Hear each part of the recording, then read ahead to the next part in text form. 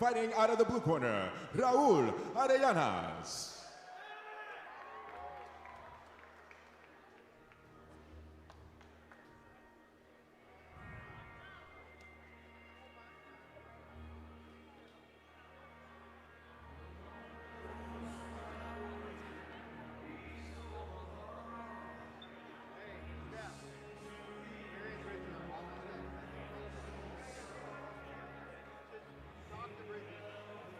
Raul Arellanas, crazy story for the Wisconsin native. He used to be 300 pounds.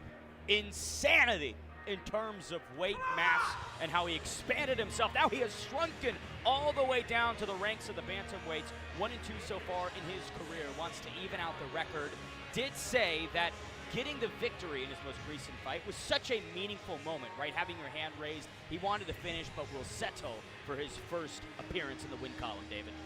Okay, Ben, I understand everything you just said, but there's just one thing I think I need to get clear. You said 300 pounds. 300.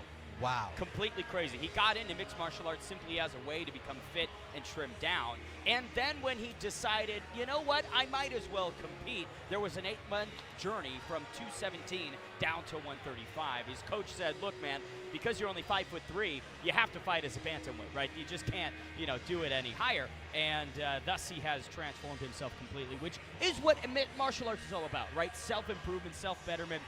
El Chapo, Raul Arellanas, is living examples of that. From 300 pounds to 217 pounds, all the way to Apfc 24 right here in Milwaukee, trying to get the crowd going. Let's see what this kid has.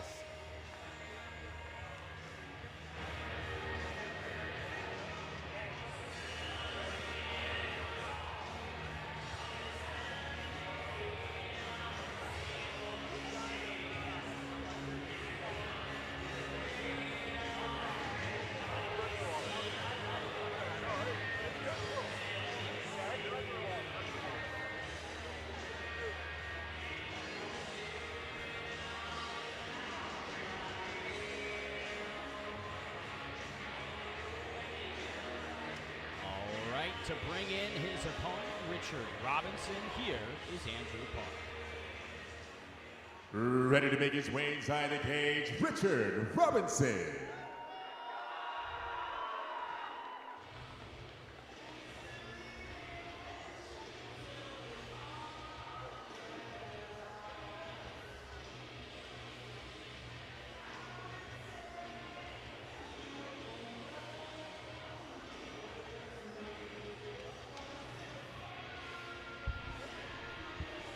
A tale as old as time with mixed martial arts and Wisconsin.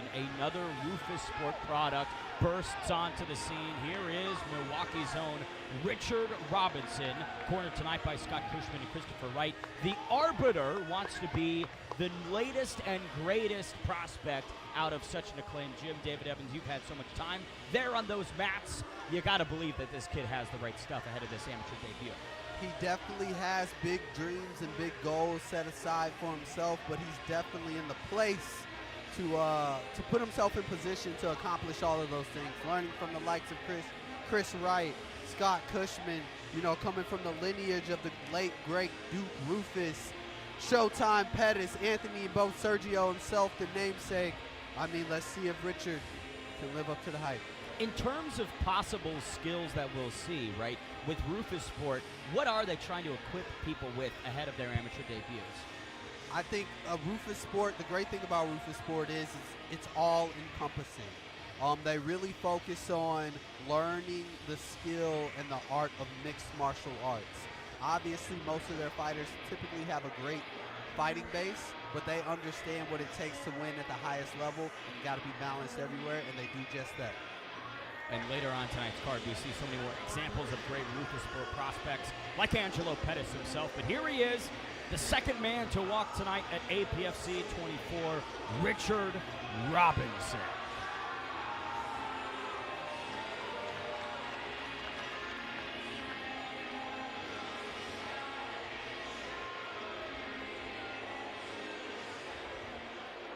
Ladies and gentlemen, our first match of the evening is a catchweight bout held at 140 pounds. Sponsored by Tom's Watch Bar. Join us at Tom's Watch Bar for the official APFC 24 after party. Enjoy $1 beers for fan club members. Introducing first, fighting out of the blue corner. This warrior stands at 5 feet 3 inches tall, weighing 141.7 pounds. Fighting out of Baraboo, Wisconsin, representing CFT. Help me welcome Raul El Chapo Arellanas.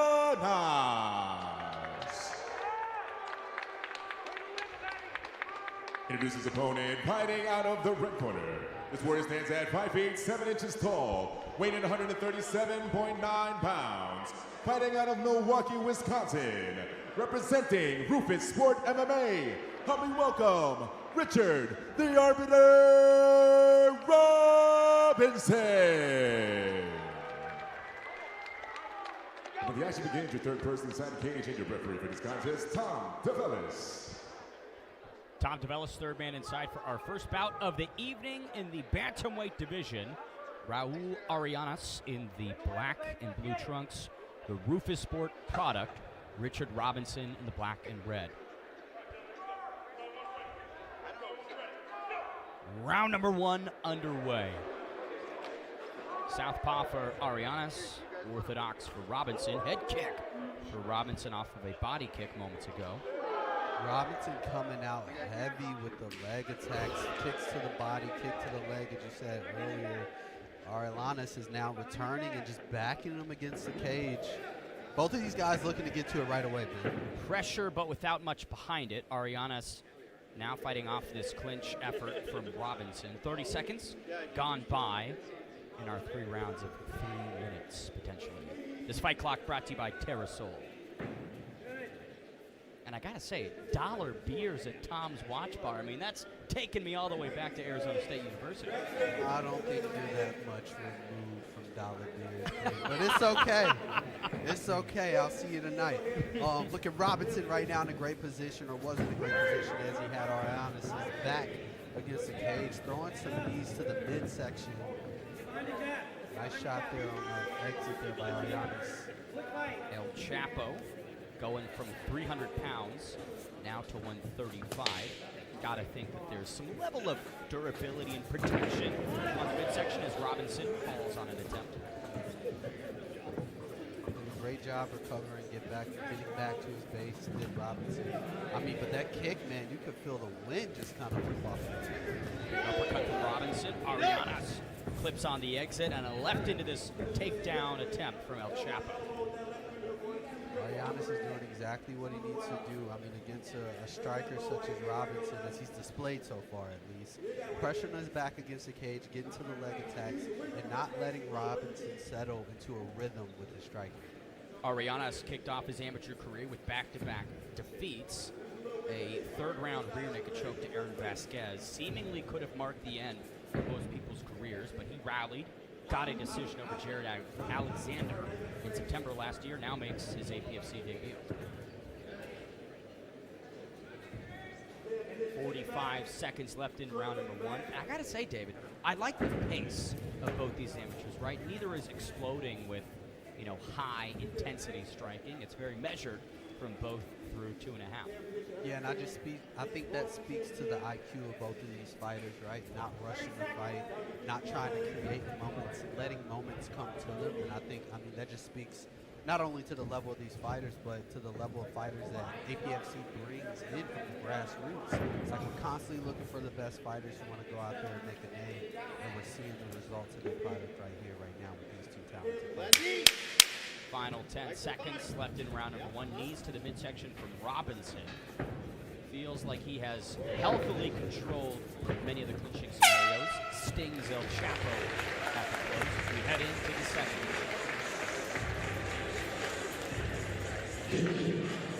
Tonight's main event, Nefi Monteroso and Miguel Sanson, the People's Champions, to find his 11th pro mixed martial arts victory. You can only catch that action live on UFC Fight Pass. Ahead of round number 2, you look at a guy like El Chapo, has the pressure, but didn't really have much behind it. What would you want to see from him in these next 3 minutes? He's doing everything right. He just needs to do a little bit more. Pressuring Robinson back into the game, looking to get to those leg attacks, looking to get to the clinches, but then build. I think he's a bit of a slow starter from what we've seen so far, and I think we're going to look for him to maybe transition into some chain wrestling, putting attacks together. Against tough opponent as Robinson, who's been doing a great job, just keeping his range, landing the kicks, landing the strikes, to the midsection. Robinson is definitely making Ariana's work for everything. You can see some of the swelling and bruising already on the midsection of El Chapo. Arianas has to mitigate a bit more damage in this second frame. Tom DeVellis gets us going. I gotta say, the videography he had in between rounds, the length that he was able to get down to, I mean, we'll have to get a shot of that. Hey, the production level at APFC too. I mean, we're all committed to the process here. Right back in front of Richard Robinson is El Chapo. Big head kick, partially blocked from Arianas, but still not fun to eat those. Not fun to eat, but more than anything, it's keeping Arianas honest. As he's trying to pressure forward, he's constantly just running into the battering ram that is Robinson's legs and knees. And to make you think twice about taking a step forward. Whoa! Seemed like a blow from Robinson might have brought Arianas down. A minute gone by in round number 2, and El Chapo just cannot seem to find a way to figure out this puzzle of Richard Robinson. Robinson just doing a great job, man. Keeps to the midsection, keeping Arianas at bay. Head kicks up top, keeping Arianas' hands glued to him. Now he's in a great position here as he gets the top mount and lands some short shots. Arianas opts to give up the back. Beautiful transition from El Chapo as he winds up on top. Robinson throwing up a triangle possibly. Looks like Arianas knew something that we didn't know. I thought he was giving up the back. He then just bridges up into a top position. However, Robinson looking for that triangle.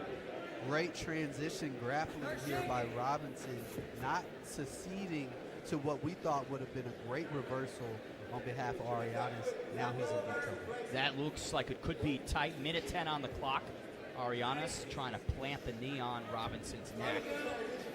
In terms of squeeze, do you feel like that could be the fight any potential? I think the fight is close to over. If not, it looked like Arianas could have been out for a second there. I didn't know.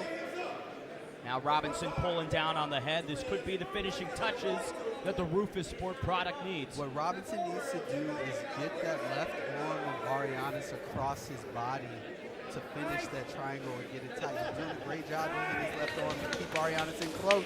El Chapo pops out. Pops out of a tough triangle. Now he's in a great position here. Half guard, landing some strikes of his own. If you have the mental fortitude to trim from 300 pounds to 135, you better damn have the mental fortitude to pop out of a triangle. Look, math was never my strongest subject, but whatever the difference was in that weight cut, Arianas just used it all here to get out of that triangle, and now he's in a much better spot going into the second round of this fight. Chopping shots from El Chapo to close out the second. Defends the deep submission from the Rufus Sport representative, and we head to the third and final frame of our opening bout here at APFC 24. Now, while it wasn't a finish, and certainly expended more cardio from Raul Arianas than maybe he wanted, that was a deep submission any way you cut it. Definitely a deep submission. I think the average man that would have been the end of the fight, if you ask me. It looked like it was there for a split second. Here we have the replay. Ariana slipping as he throws the kick, and Robinson jumps on him with the Muay Thai kick, landing some knees to the body. Nice and inside kick there by Robinson as well. I mean, the striking has really been separating him from Ariana. It seems the more that Ariana's pressures forward, the more that Robinson is looking at not even cut angles. He's just throwing his techniques right down the pipe, and he's having great success so far. Looked like he almost put an end to the fight in this last round. Let's see if he can capitalize off of that. Is there any thought of energy expended on Robinson's side trying to get that triangle? You know, I think he's just been so efficient with his movement. There's not much wasted space. For instance, when he even got the triangle, he was in a precarious position as Arianes reversed him, but he didn't settle into the bottom position and then fish for the triangle. He shot the triangle in the midst of being reversed, so he's so economic with his movement. I mean, and just look at him. He's not breathing heavy, and he's not looking worse for wear to this point. El Chapo, in fact, smiling as he again puts pressure onto Richard Robinson. He did say that his head movement's improved since his last fight, but admittedly seems to be stuck on the center line a little bit too much. You know what? I would say Arianes is grit personified up to this point in the fight. I mean, he's still in it every step of the way. It's not always pretty, but he's constantly marching forward, constantly looking for attempts. As we just saw him try to go for that body lock takedown there on Robinson, but Robinson wise to it. 2:10 left in round number 3. Tonight's Fight Clock again brought to you by Terra Sol. This opening bout presented by Tom's Watch Bar. Gotta say, had the chicken and cornbread pancake yesterday with a little buffalo sauce added on and was absolutely exquisite. So you went to Tom's yesterday? I went to Tom's, little TWB at the old ceremonial weigh-ins. Thanks for the invite, man. Appreciate You were in Philly. You weren't even here. It's the thought that counts, man. Come on. We've been partners for how long? That's true. That's true. Yeah. How dare I? 1:40 on the clock. Robinson feeds another knee into the midsection of El Chapo. And now pressure seems to be reversed. Unsure what Arianes has to maybe steal some of this momentum. I mean, Robinson doing a great job just pinning Arianes to the cage with that overhook, keeping his head position there. I mean, if I'm Robinson, honestly, he's been having so much success in space. It may be worth creating some distance and see if you can chop away at Arianes. 60 seconds remain in the amateur debut of Richard Robinson, who in all likelihood cruising to a win. And maybe, small reversal from Arianes. Arianes looking to get that underhook and just get Robinson off of his legs. However, Robinson doing a great job transition wrestling into the double leg, lands into the half guard here, Arianes, excuse me. While it might not be a victory in all likelihood in Raul Arianes' APFC debut, certainly a ton of success for him in his martial arts journey, his career trimming down from 300 pounds. I mean, that is more of a victory than probably anything else we'll see tonight. Indeed, I definitely second that. I mean, and we talk about a victory, potential victory coming in for Robinson. For this being his debut, I mean, this is wildly impressive. How calculated he is, how technical he is, very methodical in his approach to striking. Great transition from his feet to the grappling. I mean, we've seen a little bit of everything here from Robinson. As clean of a performance as you can ask for from Richard Robinson in his first fight as an amateur. Tom DeVellis takes a point from Richard Robinson right at the close of the third. We'll maybe try and get some clarification to bring some insight and transparency to you. But either way, even with a point deduction, it will likely be a win for Richard Robinson. Tom DeVellis laying down the law. He's letting us know right off the rap there is started. going to be no bending or flexing of these rules. The enforcer DeVellis out here in the cage laying it down. Tom the Juggernaut DeVellis letting us all know the law is and it will always be true here inside Milwaukee. But like we talked about at length, Raul Arianes coming in tonight 1-2 overall as an amateur, not able to even out the record, but a great story for him. Richard Robinson, so skilled and so young in terms of potential. I can't wait to see him back underneath this banner. Yeah, I got a feeling we'll be announcing his fights for a long time to come here, man.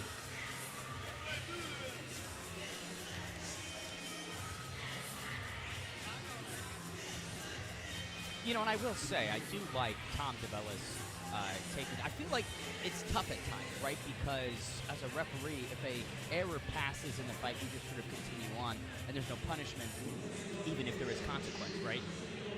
So levying that at the end.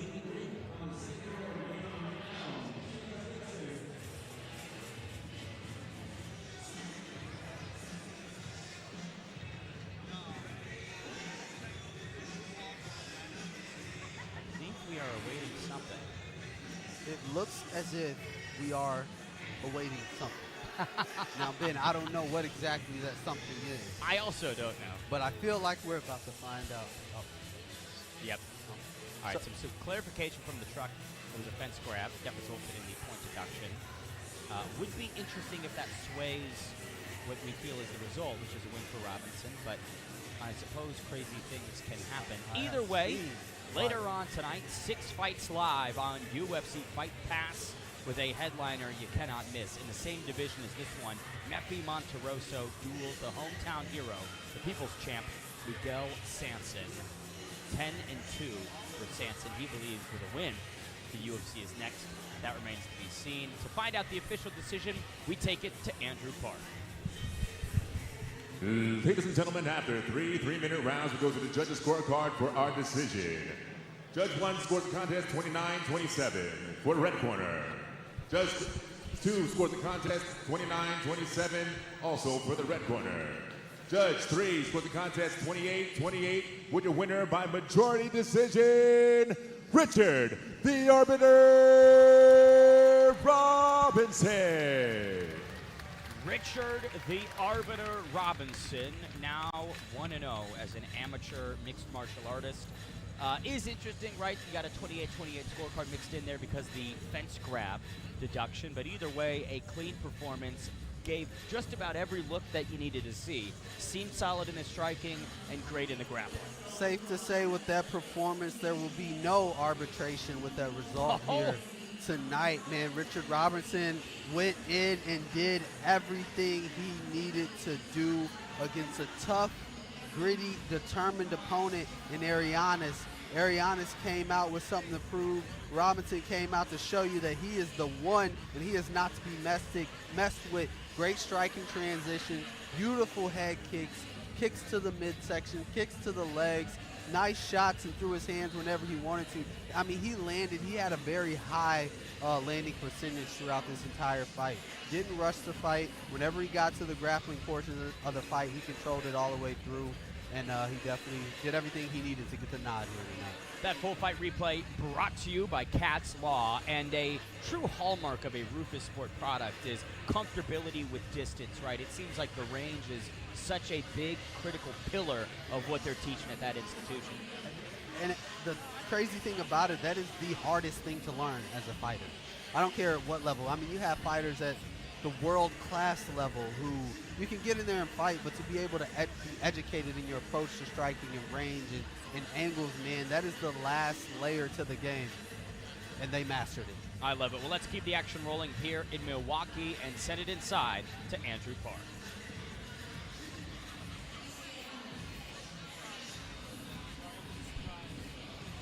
Ready to make his way inside the cage, Joseph Lewis.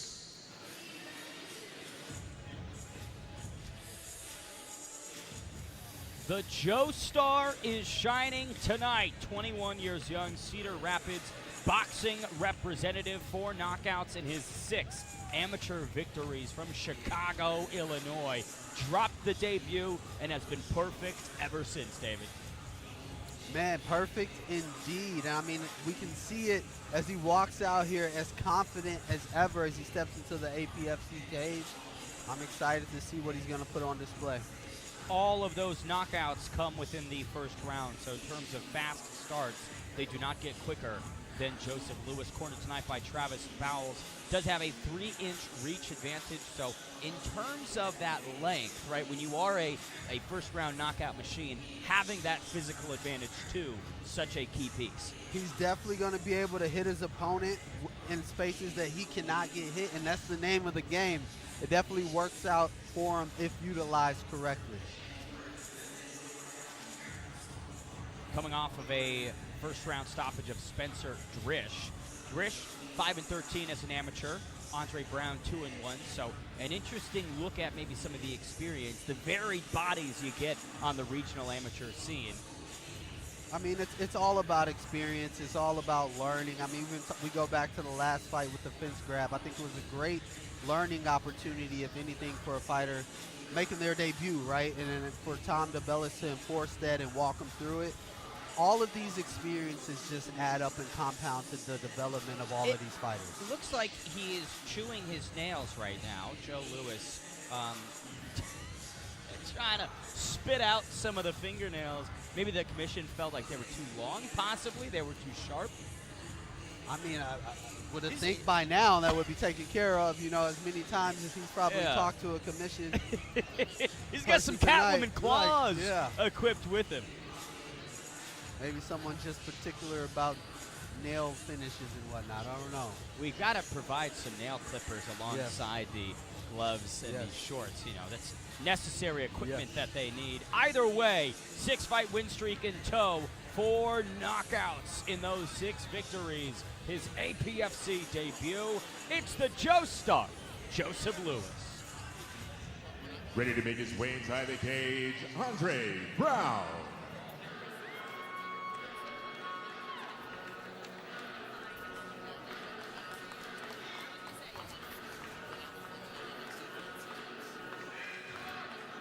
With age comes wisdom, and for Andre Brown, there should be none wiser. 16 years older than his opponent, Joseph Louis, tonight. The 37-year-old from Bartlett, Illinois, wants to find his 3rd victory as an amateur. Bushido, cornered tonight by Justin Pete and Joey Deal. That is a heavy difference in terms of age and seasoning on this planet, David Evans. Man, Andre Bushido Brown coming out here to teach the young bull a lesson, perhaps, tonight. Coming out as calm as ever, as confident as ever. I just think with both of these guys' personality, this one is going to be fireworks. I mean this with the greatest of compliments. You would never be able to tell that he's 37 years young. I mean, looks like he's in his 20s. Well, there's an old saying, Ben, I don't know if you ever heard it, but black don't crack. And I will testify to that to the end of my time. But, you know, we'll see once Andre Brown gets in there. Will his age show, or will he go out there and outperform the younger, hungrier, longer, rangier fighter than that? The 9th-ranked amateur middleweight in Illinois, like you said, looks to teach the youngster a lesson. Joe Brown exits the cage. Looks like they are once again addressing his hands, possibly.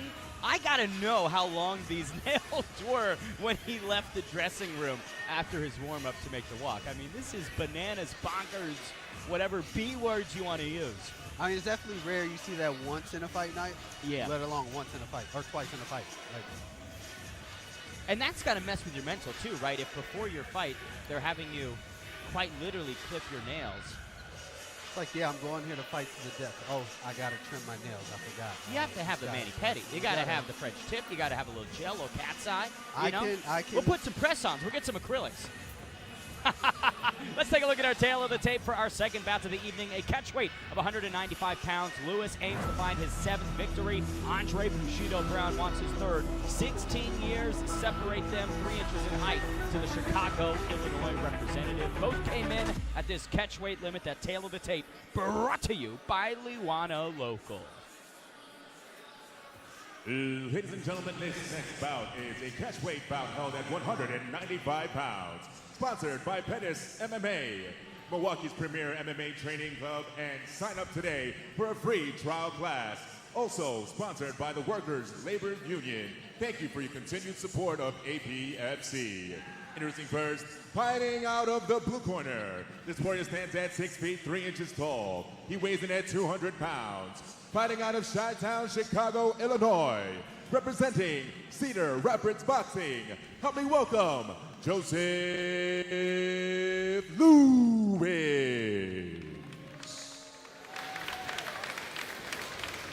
Introduce his opponent, fighting out of the red corner. This warrior stands at 6 feet tall. He weighs in at 194.5 pounds. Fighting out of Bartlett, Illinois. Help me welcome Andre Bushido Brown. And with the action begins, your third person inside the cage and your referee for this contest, Tom DeVellis. Tom, the Iron Giant DeVellis, 3rd man inside for this one. 195-pound catchweight bout between Andre Bushido Brown and Joseph Louis. 16-year age differential. We will see if it matters 3 3-minute rounds brought to you by Pettis MMA and Ironworkers Local 8. Southpaw and Orthodox exchange. The taller, younger Joe Lewis taking the center early.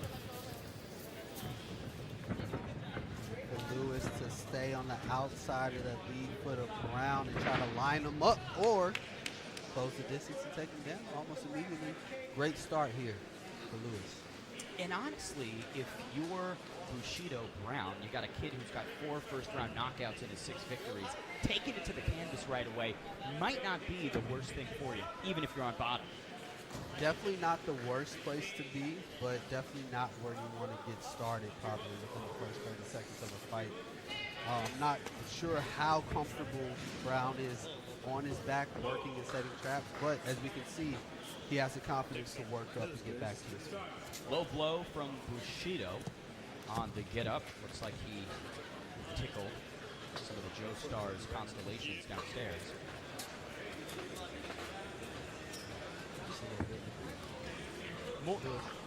Here's a isolated replay of the low blow. 54 seconds into round number 1. Brown works his way up, flicks the lead leg out, maybe trying to knee, assuming that Joe Star was going to dip for a second takedown attempt. Definitely unintentional there by Brown, but it happens in the game. I mean, we see a lot of that, especially Southpaw versus Orthodox, you know. And for Joe Brown, I mean, trimming the nails, having the low blow instantly, not the start to the fight that he probably imagined. However, he can't control that, but what he can control is how he re-enters. He comes in hot. However, Lewis drops his level, shoots the double leg as Brown is fishing for a guillotine, arm-in guillotine right now with 1 minute, 40 seconds to work. We saw a deep submission attempt in our curtain jerker of the night. Another submission attempt there, neither successful. Minute 30 left in round number 1. Lewis so far opted to grapple and control in the wrestling department. Perhaps doesn't want to let Brown get too free or explosive. He recognizes the physical threat that Brown imposes, and he's doing everything that he's supposed to do to control it. Right here, working in the guard here of Brown, just controlling him, keeping his head buried in his chest, keeping hip pressure forward. One of Andre Brown's 2 victories coming by way of TKO, a second-round stoppage of Angel James back in November last year. So to your point, maybe Joe Star wants to respect some of the striking upstairs. Another submission attempt here from Bushido Brown. This one looks deep. tighter. Brown did a great job sneaking that right hand over the head and under the chin here of Lewis. Now he needs to get an angle, and he does just that. Puts it into it. What a submission from Bushido Brown. Joe Star wanted to take it to the canvas, and a supernova guillotine from Andre Brown finishes it. Sneaky guillotine. Lewis was just a little bit reckless trying to pick and lift Brown up. Left his neck exposed, didn't address the hands. Brown, that was all he needed. A 6-fight win streak crumbles in Milwaukee. Bushido Brown came in tonight, counted out, but gets it done by way of stoppage. Here's an isolated look at the last 10 seconds. Just odd from Joe Star to take it to the canvas and then put his neck into this position. Bushido Brown takes advantage of it. Yeah, I think Lewis just got ahead of himself. He looked to kind of lift Brown up, but looked up a little bit too high. Brown snuck his arm over and under the neck, got the angle, and was able to finish the guillotine. I mean, if anything, just a learning lesson here for Lewis as he walks out of here, snapping his 6-fight win streak. And Brown teaches the young bull a lesson. We said the 16 years of age could be a blessing and a curse, all that seasoning leading to a victory here in the landmark Credit Union Live for Bushido Brown. To make it official, we send it inside to Andrew Park. Ladies and gentlemen, referee Tom DeBell has called a stop to this contest at 2 minutes and 20 seconds of the very first round.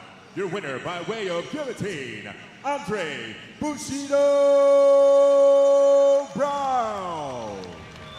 Bushido Brown taking advantage of what Joseph Lewis was giving to him. He says, hey, you want to take me down? I'm going to make you pay for it. Brown was definitely patient all the way through. I got to be honest, wasn't looking good the start of the fight.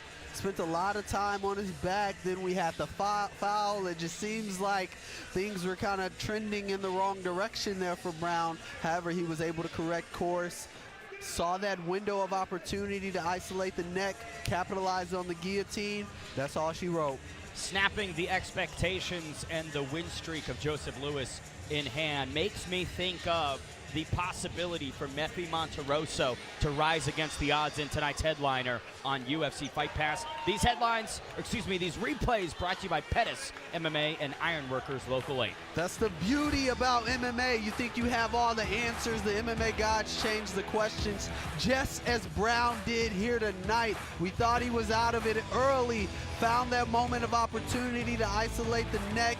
Tough guillotine there on the young, talented prospect in Lewis, and Brown as ecstatic and happy as he can be. 16 years older, still in the game. And that's the credit to the matchmakers here at APFC. No easy fights in the Midwest's #1 promotion. Let's keep the action rolling and send it back inside to our master of ceremonies. Here's Andrew Park. Ready to make his way inside the cage, Francisco Song.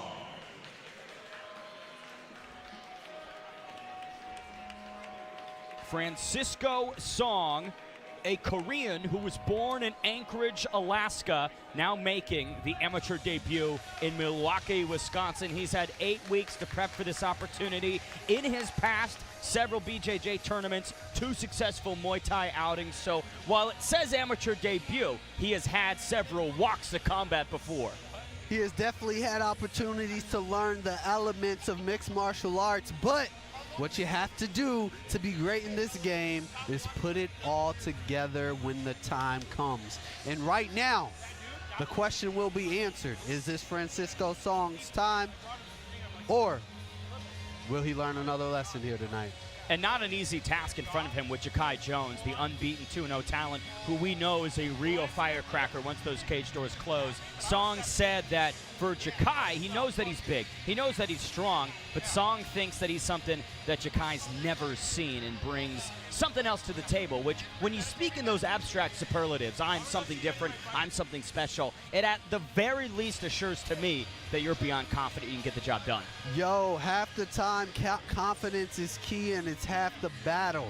However, you got to go out there and you got to execute. I love the confidence in the young kid. I love the confidence in Song.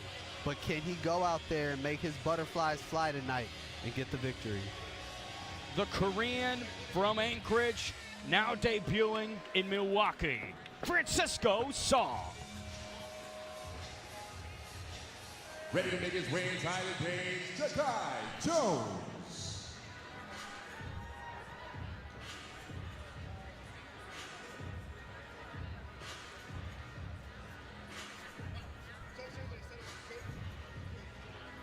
The 22-year-old Jakai Jones, the 8th ranked amateur lightweight in Wisconsin, back underneath the APFC banner off of his victory over Alex Salas at APFC 20 in November of 2025. That night he scored a second-round TKO, was being controlled on the ground, scores a beautiful head kick that lacerates the eye of Salas and ultimately finishes the job and retains his unbeaten record. What that fight proved to me, David Evans, is that when the adversity starts turning up, Jakai Jones' performance turns up as well. That's one of the key elements of being great in this game. It's not always about being perfect. It's not always about hitting every note. What the greats do is they can find in any given moment a way or a window of opportunity to win. And this kid is young and he's already exercising that. He's gaining valuable experience along with his natural given talents.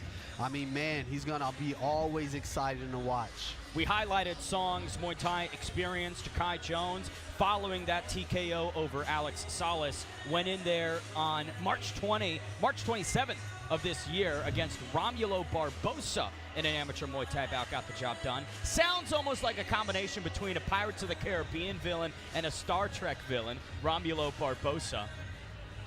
You're kind of swinging outside of my wheelhouse, Ben. I ain't even gonna lie to you. I ain't never seen the Star Wars, you said? Star Trek. Star Trek? Yeah, man, I'm sorry. I didn't have a childhood. I had to grow up David was fast. wrestling, man. David was wrestling. Yeah. Life was lifing, man. I didn't really get to do all that. I Well, used to talking watch about soap operas with my grandma, though. Oh, well, there you go. Yeah. Talk about soap operas. Here's a tale of the tape for our next bout of the evening between Francisco Song and Ja'Kai Jones. Jones aiming to remain unbeaten. Song making the debut. 2-year age differential with Chicago, Illinois. Ja'Kai Jones being the elder, but he gives up an inch in height to Francisco Song. Both came in at the APFC catchweight limit. This tale of the tape brought to you by Liuana. Ladies and gentlemen, this is a catchweight bout held at 160 pounds. Sponsored by Renewal by Anderson. Introducing first, fighting out of the blue corner. This is this amateur's debut. He stands at 6 feet 1 inch tall, weighing in 158.5 pounds. Fighting out of West Bloomfield, Michigan, representing Roots Combat Club. Help me welcome Francisco Song!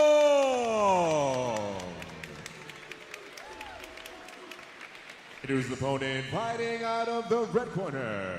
This warrior holds a record of 2 wins, no losses. He stands at 6 feet tall. He weighs in at 160.5 pounds. Fighting out of Chi-Town, Chicago, Illinois. Representing MTC and Gregory Boxing. Help me welcome Ja'Kai Senju Jones. When the action begins, your third person inside the cage and your referee for this contest, Chris Kavita. Chris Claviter, third man inside for this catchweight bout between the debuting Francisco Song and the unbeaten Ja'Kai Jones. 3 3-minute rounds at a catchweight of 160. Will it be and still unbeaten for Jones, or can Francisco Song welcome himself to the win column in his very first fight? And we are about to find out. 2 long, rangy, dynamic strikers. This one should be exciting.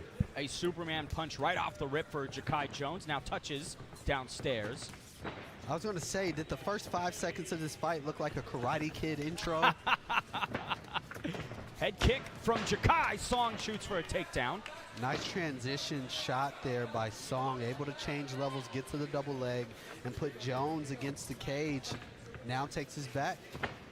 Off to a good start here. Good wrist control on that left side by Song.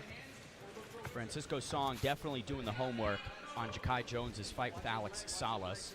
But Jones clearly has hit the mats since that performance last November. Jones doing a great job, building himself up. Great leg trip there by Song. And he's just looking to control Jones right now. I think that was a very smart adjustment Song made within seconds. You know, this fight came out. They both got off to a frenetic start, throwing strikes, combinations.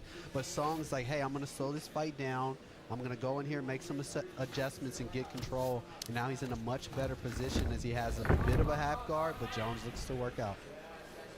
Nice retention of the position from Francisco Song. Ja'Kai Jones trying to be active and bucking from bottom unsuccessfully. Minute 40 left in round number 1. Francisco Song's entry to mixed martial arts came through a byproduct of training to be a police officer. But then he decided that school wasn't for him, and unfortunately the police academy is academy. It's a school. It is a school, and I think honestly that's been a tough question within society. We think police officers should probably learn more martial arts training so they're equipped and adept to handle, you know, some of the chaos it is out there. So I commend Song in doing that, but I mean, hey, how many officers you know are stepping into the cage though? Not many. You know, maybe that should be a thing. I agree with you, David. I agree. I think that's a very smart, poignant statement there, and I'll co-sign it. If a police officer hit a flying triangle on me, then you know, APFC, we talk fight, fashion, politics, whatever there is. The YouTube prelims are kind of a wild, wild west of topics. Never know what you're gonna get, but the entertainment value, second to none. Song looks to be trying to lock up some sort of a submission moments ago. Ja'Kai Jones breaks through it, now on top. But for a guy who is as drawn towards electrifying highlights like Ja'Kai Jones is, for Francisco Song to largely keep this one on the mat not the worst thing in the world.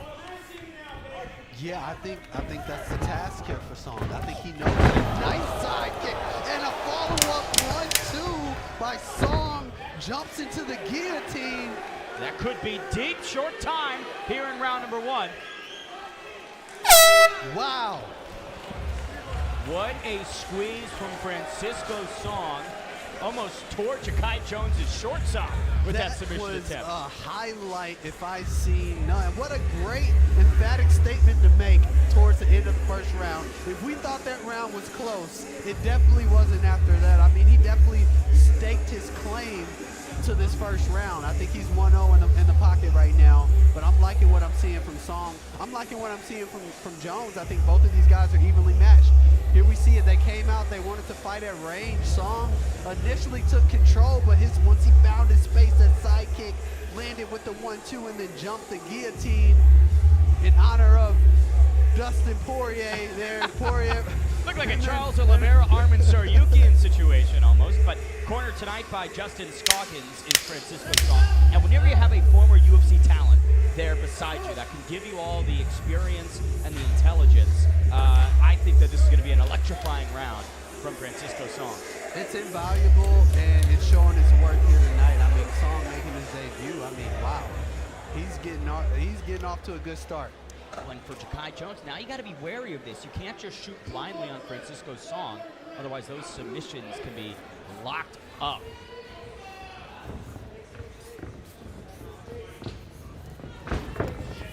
Step in high kick from Song. Jones coming out, keeping his arms out a little bit further now, just trying to control that dead space now. Perhaps after remembering that last combination he took. Throwing some kicks of his own. Song, great job responding there with the outside leg kick. Switching stances, goes up high with on the right side. I think Song is starting to find his flow here tonight. Long range, both competitors are playing at. Another kick lands on the body of Jones. But this has shades of Ja'Kai Jones' APFC debut. A lot of adversity in the first frame. Comes back and gets the TKO in the second.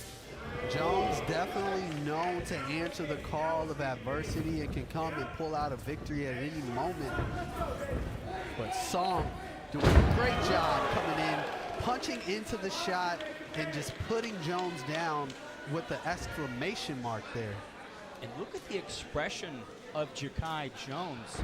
Seems like maybe he's a bit surprised by what Francisco Song is delivering to him. That's the word. I was gonna say overwhelmed. I don't think is that. He just looks shocked. He's like, wow, I can't believe. I believe that Song is fighting maybe in another frequency than Jones is right now. And Jones may be having a hard time keeping up. And that's crazy considering how fast both of these guys are, but Song is just a 1/10 of a second faster in every exchange. Great transition from Song. Ja'Kai rolls over, ends up on bottom again. 1:15 on the clock, and Song just going to work. Couple kicks upstairs. Chris Claviter enters and intersects. I do believe that will have to take a little bit of time, maybe to isolate that replay. Certainly down opponent, right? You can't throw up kicks at an opponent when they're on their knees. It happens, and we can get a replay here. It looked like Song was coming up, and I think just the timing was not great. Yeah, I guess it'd be interesting. It did look like a couple of those were illegal, but maybe the first few were all fair and all good. But now Francisco Song trying to breathe out those illegal strikes. Some blood coming from the nose. Ringside doctor enters to talk to him. It'll be curious to see what Chris Claviter does here, because Tom DeBellis took a point for a fence grab in our first bout of the evening. Will the strict refereeing remain? We'll see if there's consistency here. I mean, that one was definitely up to the ref's discretion. I mean, Song was up and down. It's kind of hard to judge. Let's take one more look at it if possible. Chris Claviter also trying to get it up on the big screen. See if we can grant that request. Does provide a moment for both fighters to breathe, regain their senses and breath. All right, here's another look at it. Here we have the replay. Song looking to land some ground and pound. It was so fast. And it almost looked like Song was kind of maybe leaning onto Ja'Kai Jones, like his knee was on the midsection, right? So not on the floor. And But then he it's was that far knee. extended forward, on the right side. I feel like less of those were illegal than you would think. Yeah, perhaps, just a little, the ref being a little overly cautious. I mean, at this level, I get it. It does look like Francisco Song's left eye is seemingly having some issues. As he attempts to blink it out again. Here's a look at Justin Scoggins and Paul Lee, Francisco Song's corner, as they watch on.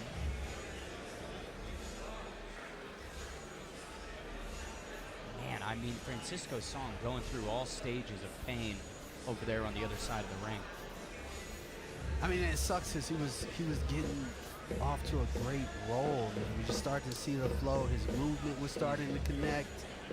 You can just see his confidence building. I hate for this to just stall that out. Another look at the replay here, and it will be off. I believe Chris Claviter has waved this one off due to the illegal strike. Not the debut that Francisco Song wanted, not the return to APFC that Ja'Kai Jones wanted, and certainly not the fight that the fans wanted to see. But up until that point, it was an electrifying bout between those two. I would definitely say up until that point, the fans were getting their money's worth. I was looking forward to seeing how it was going to end. Hate to see it end like that, but it happens. And you can see the expression on Francisco Song, that left eye clearly impacted. While we await to get the official decision, David Evans, I want to talk one more time about that main event. Meffy Monteroso and Miguel Sanson. Sanson, 10-2 overall, 6-fight win streak, 4 finishes tucked into those. I mean, expectations are beyond high. They believe that the UFC is the next step for the People's Champ. Expectations are beyond high for Sanson, and they only get higher by the second because he lives up to the moment. This kid is the personification of the phrase rise to the occasion. I mean, he's one of the more electrifying, exciting fighters that we've ever had here in APFC, and we just can't wait to see more. All right, well, to make this one official, we send it inside to Andrew Park. Ladies and gentlemen, referee Chris Claviter called the stop to this contest at 1 minute 49 seconds. Due to doctor stoppage, this bout is declared a no contest. A no contest between Francisco Song and Ja'Kai Jones, much to the dismay of the fans here inside the Landmark Credit Union Live. But in terms of silver linings, right, Francisco Song basically gets to taste a round and a half of his amateur debut and redo it the next time we see him. Man, if what we saw tonight from Francisco Song was any indication of where he's going, anyone that fights this kid, you gotta come ready, you gotta come prepared, because he is all of that and then some. And for Ja'Kai Jones, we talked about the important lesson that Richard Robinson learned with that fence grab point deduction. Now Ja'Kai Jones has to learn, hey, an up kick could end the fight entirely. Here's some highlights brought to you by Tom's Watch Bar. Here we have it, 2 young, up-and-coming, athletic, long-ranging fighters. They came out, man, as I said earlier, shades of Karate Kid, exchanging striking techniques, side kicks, beautiful side kick there by Song. Followed it up by a 1-2 and then jumped the guillotine. We thought that could potentially be the end of the fight. However, Jones does what he does, made the adjustment, fought back into it. However, Song, once he hit his flow, unfortunately the foul derailed this entire fight, and that was going to be the end. But APFC, Look at that. A potentially future APFC champion here in the building. That baby's actually fighting later tonight. That is Jim Robinson. He will be taking on Sergey Pavlovich in our featured heavyweight clash. He is 9 months old, 17 pounds and 8 ounces. We'll see how he handles the former UFC title challenger. The youngest APFC champion in history at all of about 11 months. It's crazy what he's accomplished. Scouting the competition. All right, to keep the action rolling, let's take it back inside to Andrew Park. Ready to make his way inside the cage, Jamie Ryan.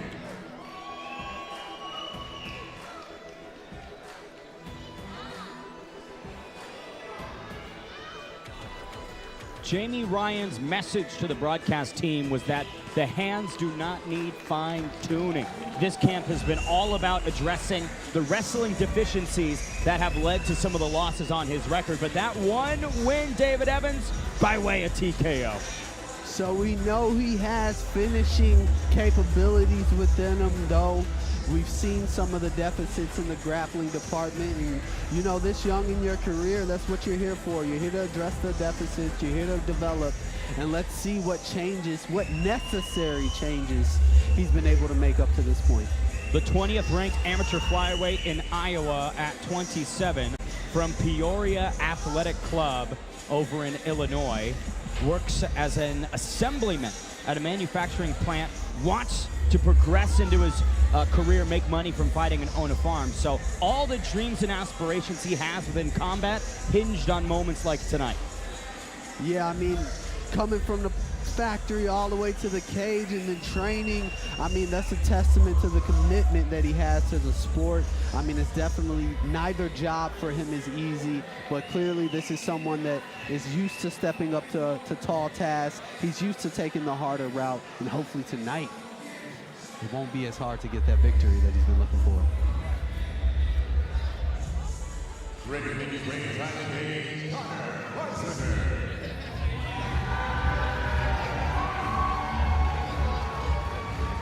The Milwaukee crowd getting loud for Connor Beiswinger, coming off of a unanimous decision setback to Ian Mullen at APFC 23.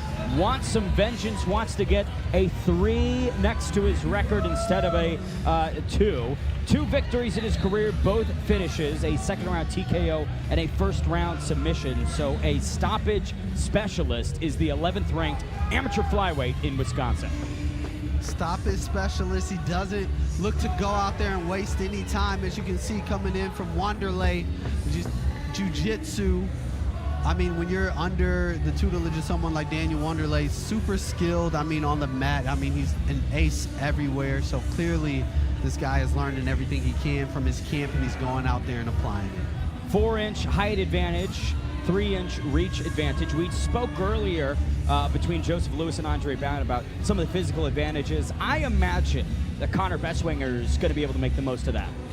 No, I mean, definitely. It's definitely not something that I'm used to, but when you have an advantage like that, man, if you don't use that correctly, that can save you so much in the fight game. When you're able to hit people from spaces and you can't be hit, when you're able to lock certain submissions and transitions because of that reach, I mean, it's definitely a gift. And if utilized correctly, man, it's going to maintain him being dangerous anywhere. All right, this tale of the tape brought to you by Luana Local and Wisconsin Laborers Union. 2-2 for Beiswinger, 1-3 for Black Irish Jamie Ryan. 5-year age differential, but the taller man is Wauwatosa's own Connor Beiswinger. Both came in at this APFC catchweight limit. To introduce the Gladiators, here's Andrew Park.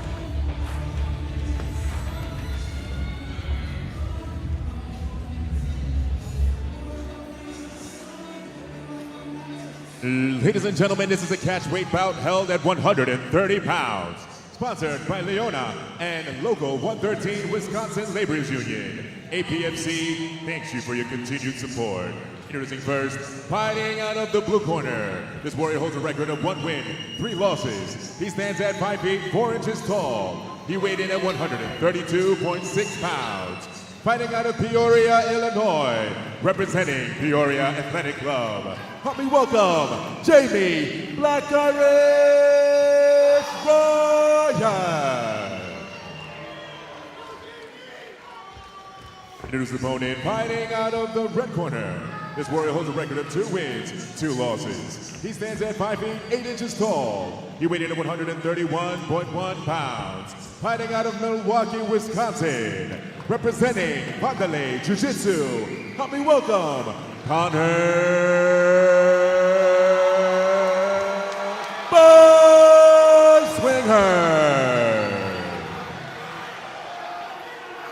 And with the action begins, your third person inside the cage and your referee for this contest, Chris Claviter. Third man inside, the Crimson Candyman, Chris Claviter, to handle the action between Black Irish Jamie Ryan and Connor Beiswinger. The APFC debut for Ryan, the APFC return for Bestwinger. 3 threes at 130, round number 1 underway. Big right hand from Ryan, immediately off the rip. Ryan taking control of the center right away, and Bestwinger chooses to opt into the grappling department with a nice explosive double leg takedown.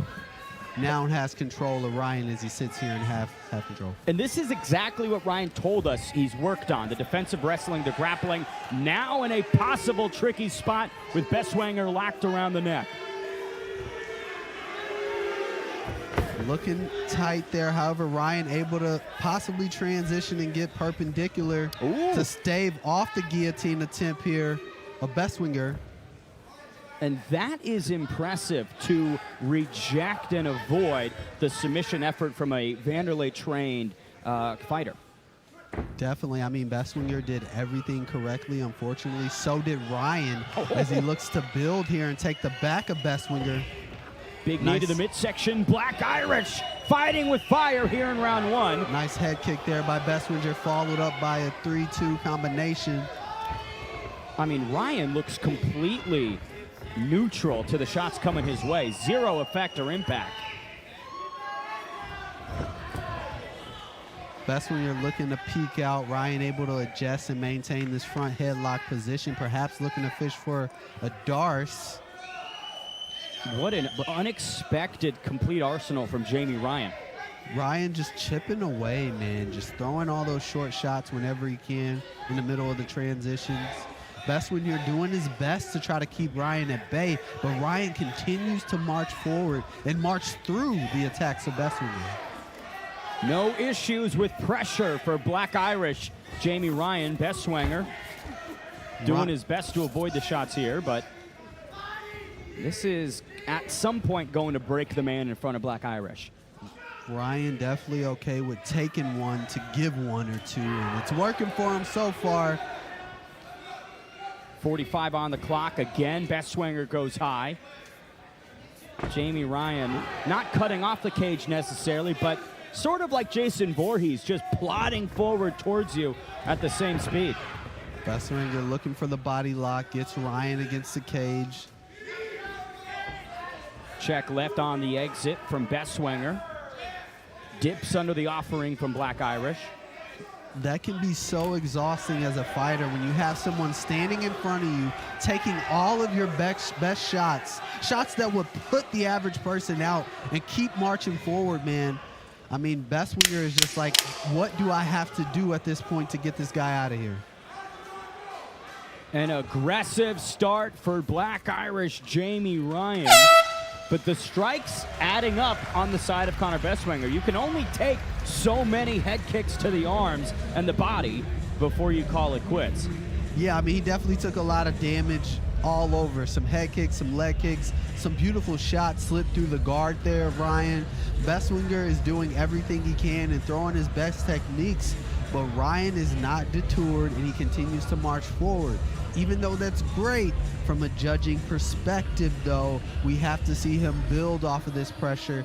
We need to see him throw some takedown attempts, throw some shots, and just get in a more offensive position. Here we have Bestwinger as he launched and jumped into that guillotine. It looked tight there with the arm in for a little bit. However, Ryan was able to make the adjustment and then ended up taking the back of Bestwinger. So this has been a back and forth fight up until this point. I think this second round is really going to dictate who wins the fight. A small blemish underneath the left eye for Connor Bestwinger, who might be getting an opponent in front of him that was a little bit more than he bargained for in that man, Black Irish Jamie Ryan.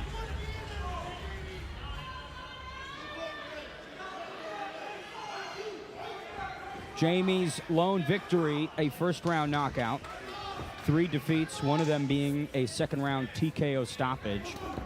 Big right from Bestwinger on the left that nearly buckles Ryan.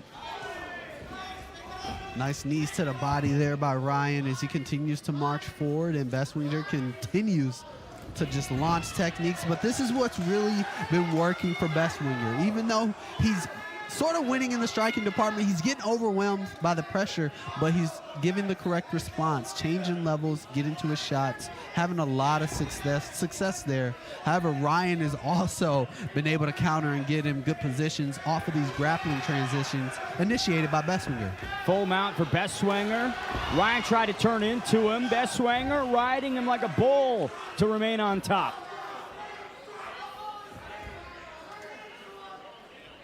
And now you see some of the exhaustion start to pile on to Black Irish. Nice hard shots there by Bestwinger from half guard. Minute 50 left on the clock. Tonight's fight clock brought to you by Terrasol. Bestwinger again threatening that guillotine. Black Irish rolls all the way over and might have some control of his own. Ryan looking to work his way up with the single leg. Has to be careful leaving that neck out there. Yeah, it seemed like there was an opportunity to get back to the feet and separate. Ryan intent on rushing through a takedown in a disadvantageous spot, minute 20 left. Ryan, however, a little too stubborn for his own good there, and he finds himself in a precarious position with Bestwinger on top in this gift wrap position, isolating the wrist, now gets full mount and takes the back here. And this is where the Vanderlei training comes into play when you are trying to put the finishing touches on a finishing sequence. Bestwinger is just cooking Ryan from the top position now, floating in transition from position to position, throwing the shots in between, getting Ryan to open up. And once he finds his window to slide under that neck, you better believe he's going to take advantage of it. This might be it as Chris Claviter takes a close look. Bestwinger unloading with a barrage, but Black Irish with a Hail Mary fallback play to stay alive.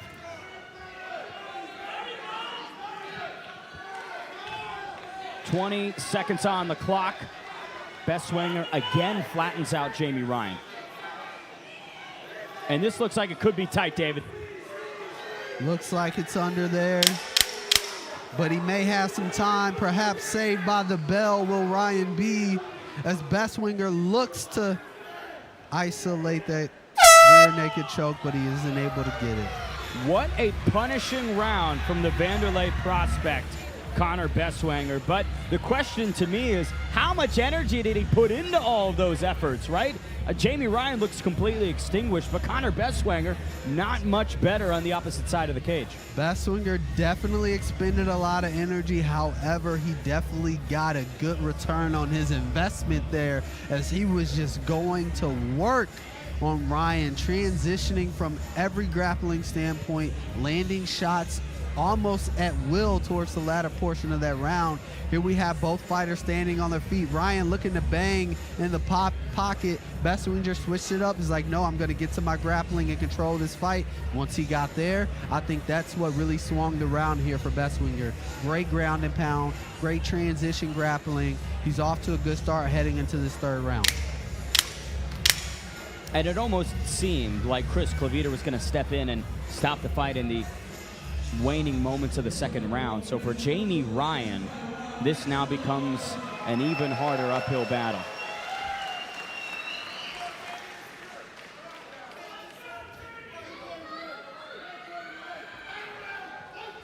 Exhaustion setting in on both sides. We'll see what damage has accumulated on Black Irish as he gets back to marching down Connor Bestwinger. Ryan doing what he does best, marching forward like a bull in a china shop here, walking through all the shots. I love the confidence. However, at this juncture of the fight, we may need to adjust our approach. He's taking a lot of damage. It's wearing on him, and we can see it in the lack of defense of those shots here by Bestwinger. And once Bestwinger gets here, he's having a lot of success. Great positional dominance, great ground and pound, and just cooking Ryan from the top position.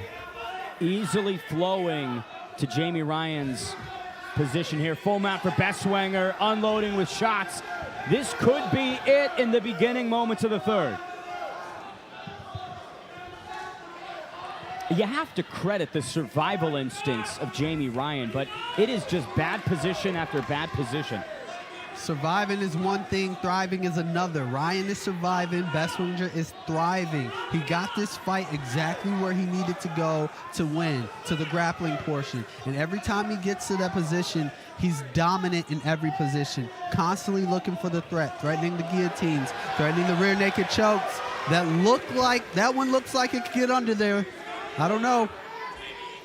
Jamie Ryan grits his teeth through that position. Bestwinger likely thinking to himself, what more do I need to do to get this guy fully out of here? I think right now Ryan is doing everything that he needs to. If anything, that's a testament to Ryan and his toughness, his stubbornness, his grit. But Bestwinger is just chipping away. And if it continues at this pace, it's only a matter of time then. Minute left on the clock. Bestwinger swarming with strikes again. Ryan doing just enough to stave off a TKO stoppage. Another position from Bestwinger, delivering violence, looking over to his corner. Look, if I'm Bestwinger, I know what he's doing, just peppering Ryan. He needs 1 or 2 big shots, and this could end the fight at this point. He's doing everything technically right. But, you know, sometimes, you know, in an MMA competition, a fight breaks out, and you got to break that fight out. He just needs to, he just got to pull one back from left field and make the ref take notice at this point. 20 seconds to go. Can Bestwinger find a stoppage? And that will do it. Chris Claviter has seen enough. Jamie Ryan as tough as they come, but ultimately it is a 3rd round stoppage for Connor Bestwinger. Connor Bestwinger did everything he needed to do, made some great adjustments to the pressure of Ryan. I mean, early on, it looked like we could possibly see Bestwinger folding to the pressure. However, he was able to get his angles, made the adjustments, got to his wrestling, which led to great transitional jiu-jitsu on the ground and just positional dominance. And no protesting from Jamie Ryan upon standing up to his feet. You know, still conscious, still moving, but there was, like you said, a couple more meaningful strikes as he tried to transition, and Chris Claviter felt like he had seen enough. And truthfully, if we were looking at striking stats, I mean, Bestwinger in the triple digits in terms of offerings onto Black Irish. Yeah, just those short pot shots in every position, they add up, they compound, and they compounded to Bestwinger getting the W here tonight.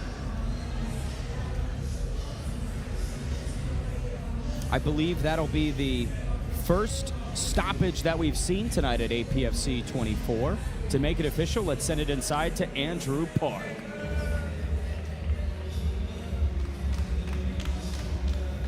Ladies and gentlemen, referee Chris Claviter calls a stop to this contest at 2 minutes and 43 seconds of round 3. Your winner by TKO, Connor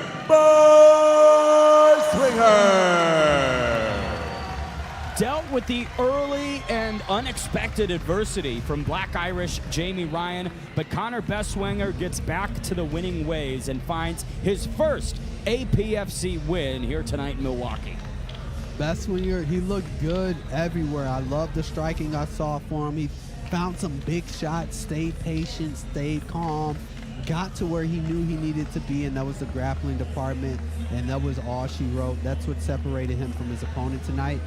Great victory. There's a lot to look back on. He did a lot of things right here tonight. And it just reminds me of the bout that wasn't to be with Gabriel Vanderlei and Devontae Sewell that was going to headline, I believe, or co-main tonight's card.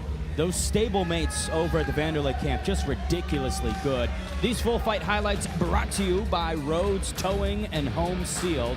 Early striking success from Jamie Ryan, but the grappling was the seed that begun to grow en route to that 3rd round demolition. Ridiculously good, as you said, by both of these guys. I mean, the great contrast of styles here. You had Ryan constantly marching forward through the attacks here of Ben and just putting pressure, and then Bestwinger just continued to do what he does best, dominating the grappling compartment, turning into some great ground and pound, look for the windows of opportunity to finish, and that he did exactly.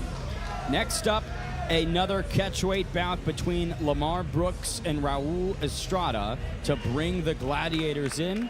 Here's Andrew Park. Ready to make his way inside the cage, Lamar Brooks.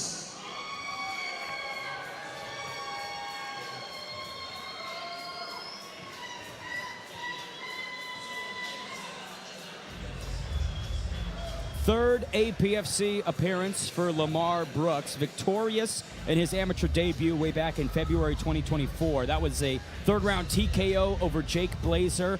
Brooks has not won since. It has been staggered defeats through and through from all appearances, lost in every way imaginable. But tonight, David Evans, could be the night for Lamar Brooks. It very well could be. Can he turn his career in another direction?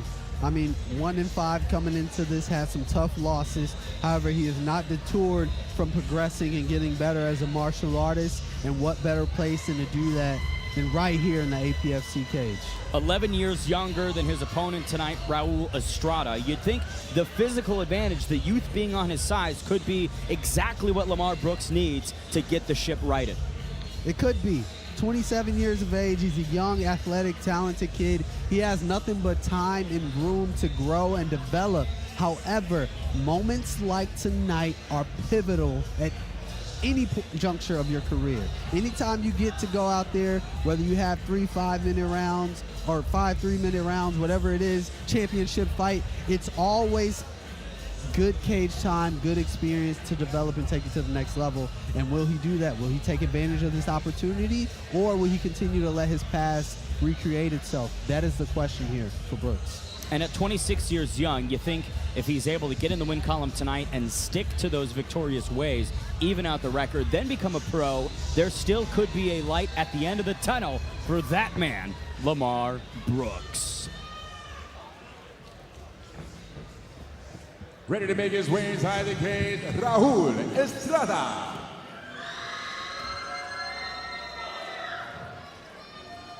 The hooligan, Raul Estrada, similarly looking to find the win column following a first-round rear naked choke setback to Cole Hansen just last card at APFC 23, representing Pettis Martial Arts. He believes that he can offer much more than he showed in his debut. The belief is great. Now is the time to go out there and do it. Prove your words, put some action behind them, and give that more that you believe you have in you. Estrada, 9-1 in his 10 boxing bouts. As well, so brings those paws into this. But at 37, most wouldn't be starting a mixed martial arts career. When we asked him why now, he said, because I've got that old man strength, and again, felt like he needs to pursue this. So there's a divine calling inside him that has summoned the hooligan back into the cage. That is the greatest thing about fighting. It is the ultimate equalizer. You have so many stories, people coming from so many different paths and walks of life. You never know what their motivation could be. However, when they get into the cage, fortunately here, it's tonight in the APFC cage, you can go out there and they can have this great argument and we get to watch. The hooligan, Raul Estrada from Milwaukee, as is his opponent, Lamar Brooks, two sons of Wisconsin, dueling here on the APFC Prelims. Here's your tale of the tape brought to you by Luana. 0-1 for Raul Estrada, 1-5 for Lamar Brooks. 11-year age differential, with the hooligan being the elder, and he will have a 2-inch height advantage on Lamar. Both come in at this catch weight, 165-pound limit. For the official introductions, here's Andrew Park. Ladies and gentlemen, this is the catch weight bout held at 165 pounds. Sponsored by Rhodes Towing and Home Seal. Introducing first, fighting out of the blue corner. This warrior holds a record of 1 win, 5 losses. He stands at 6 feet tall. He weighs in at 165.3 pounds. Fighting out of Milwaukee, Wisconsin.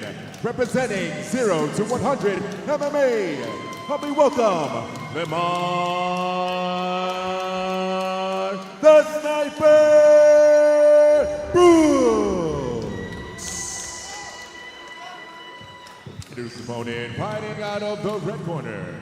This warrior holds a record of no wins, 1 loss. He stands at 6 feet 2 inches tall, weighing in 166.4 pounds. Fighting out of Milwaukee, Wisconsin, representing Pettis Martial Arts, help me welcome Raul Hooligan Estrada. And when the action begins, your third person inside the cage and your referee for this contest, Tom DeBellis. Tom, your mama's favorite referee, DeVellis, third man inside to handle this action between Lamar Brooks and the hooligan, Raul Estrada. Raul looking to right the wrongs of his debut back in March. Lamar Brooks looking to find a victory for the first time since February 2024. 5 straight setbacks for Brooks. Will it end tonight or will it continue over the course of 3 3-minute rounds at 165? Brooks taking the center right away, launches a long T kick, looking to keep. Oh! A right Pepe. from Brooks! Hooligan goes down! Hard shot there by Brooks, lands on the dome of Estrada.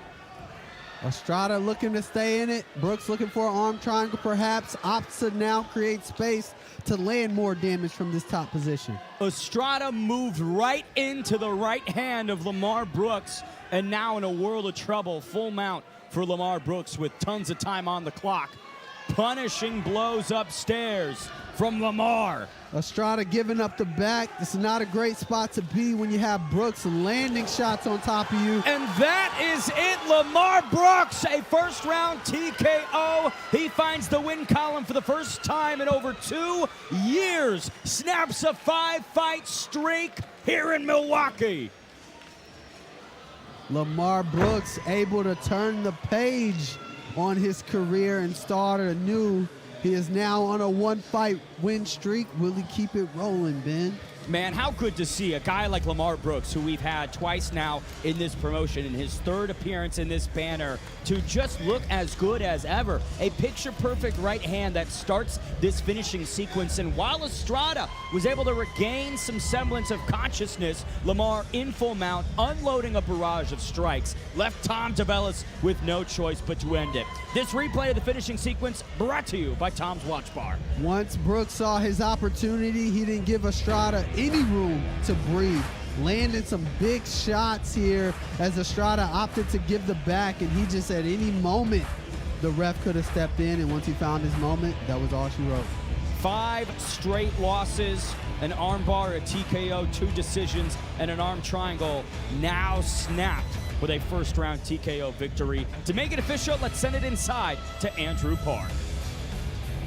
Ladies and gentlemen, referee Tom DeBellis called the stop to this contest. 49 seconds of the very first round. With your winner by TKO, Lamar the Sniper Brooks. The Sniper Lamar Brooks was fully loaded here tonight in Landmark Credit Union Live. Catches Estrada and puts him away. Caught him, put him away, jumped on him until he gave the ref no other option but to hand this victory off to Brooks as he walks out of here. Excited for the kid, young, talented up-and-comer. Still has a lot to prove, but has all of the room to grow and succeed. And we talk about not sort of the risk-free nature, and I say that in a specific way with your amateur career, because again, when you become pro, it resets it all. So if you're gonna lose, you might as well lose now. But for Lamar Brooks, the 5 straight losses he's taken in the rear-view mirror as we take another look at this beautiful finishing sequence, a spin into a right hand from Lamar, and then a barrage of ground and pound. Once you go pro, you're 0-0. However, right now, Brooks needed to get that 1 in the win column, and he did just that. As excited and emphatically as possible, puts it into Estrada, gets the victory, and all smiles. A quick night at the office for Lamar Brooks, a 40-second TKO to find his 2nd victory as an amateur. Well, that leaves us with only one choice, David Evans, and that's to keep moving. To bring in our next gladiators, here's Andrew Park. Ready to make his way inside the cage, Moises Valenzuela.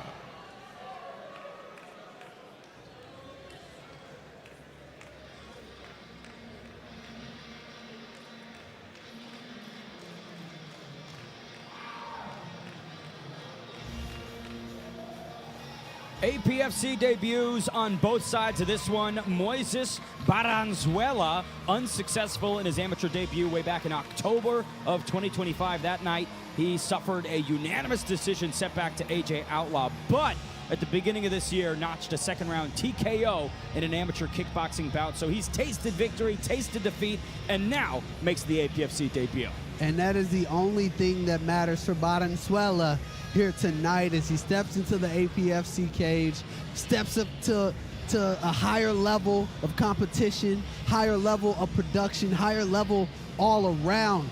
Will he rise to the occasion tonight? Can he make a name for himself here in the APFC?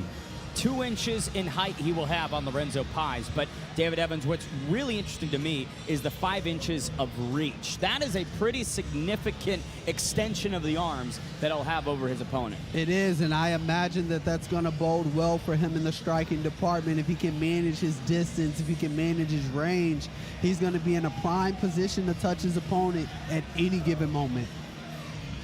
Well, we'll see if Baraboo, Wisconsin's own, can get it done in his APFC debut. It's Moises Baranzuela. Ready to make his way inside the cage, Lorenzo Pais.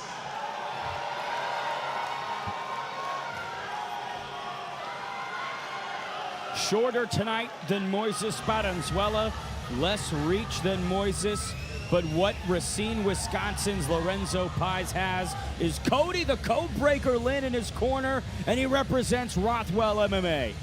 Cody the Codebreaker Lynn, former APFC champion.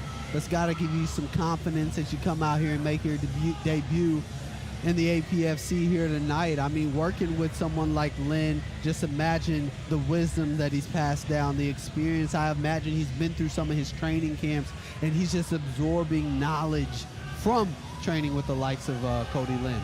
And there's the advantage of being the complete unknown quantity, right?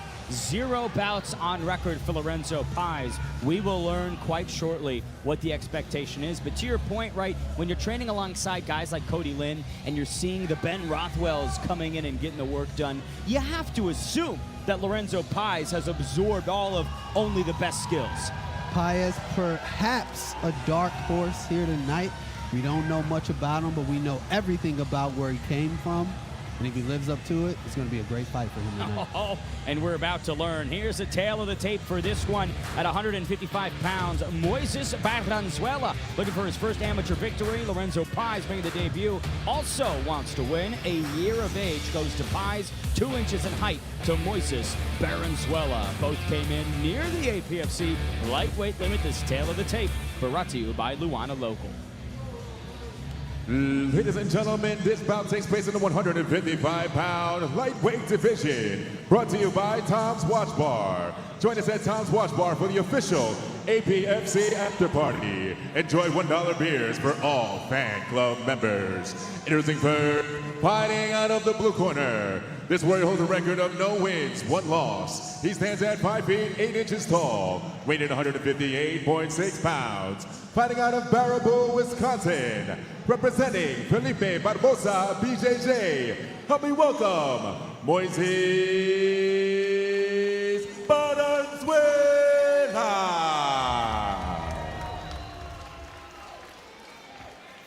Introduce opponent, fighting out of the red corner. This is his amateur debut.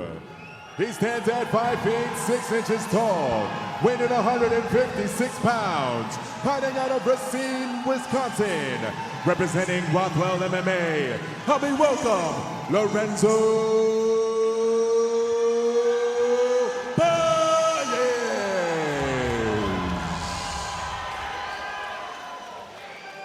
Pais taking it all the third in. person inside the cage and referee for this contest, Tom DeVellis.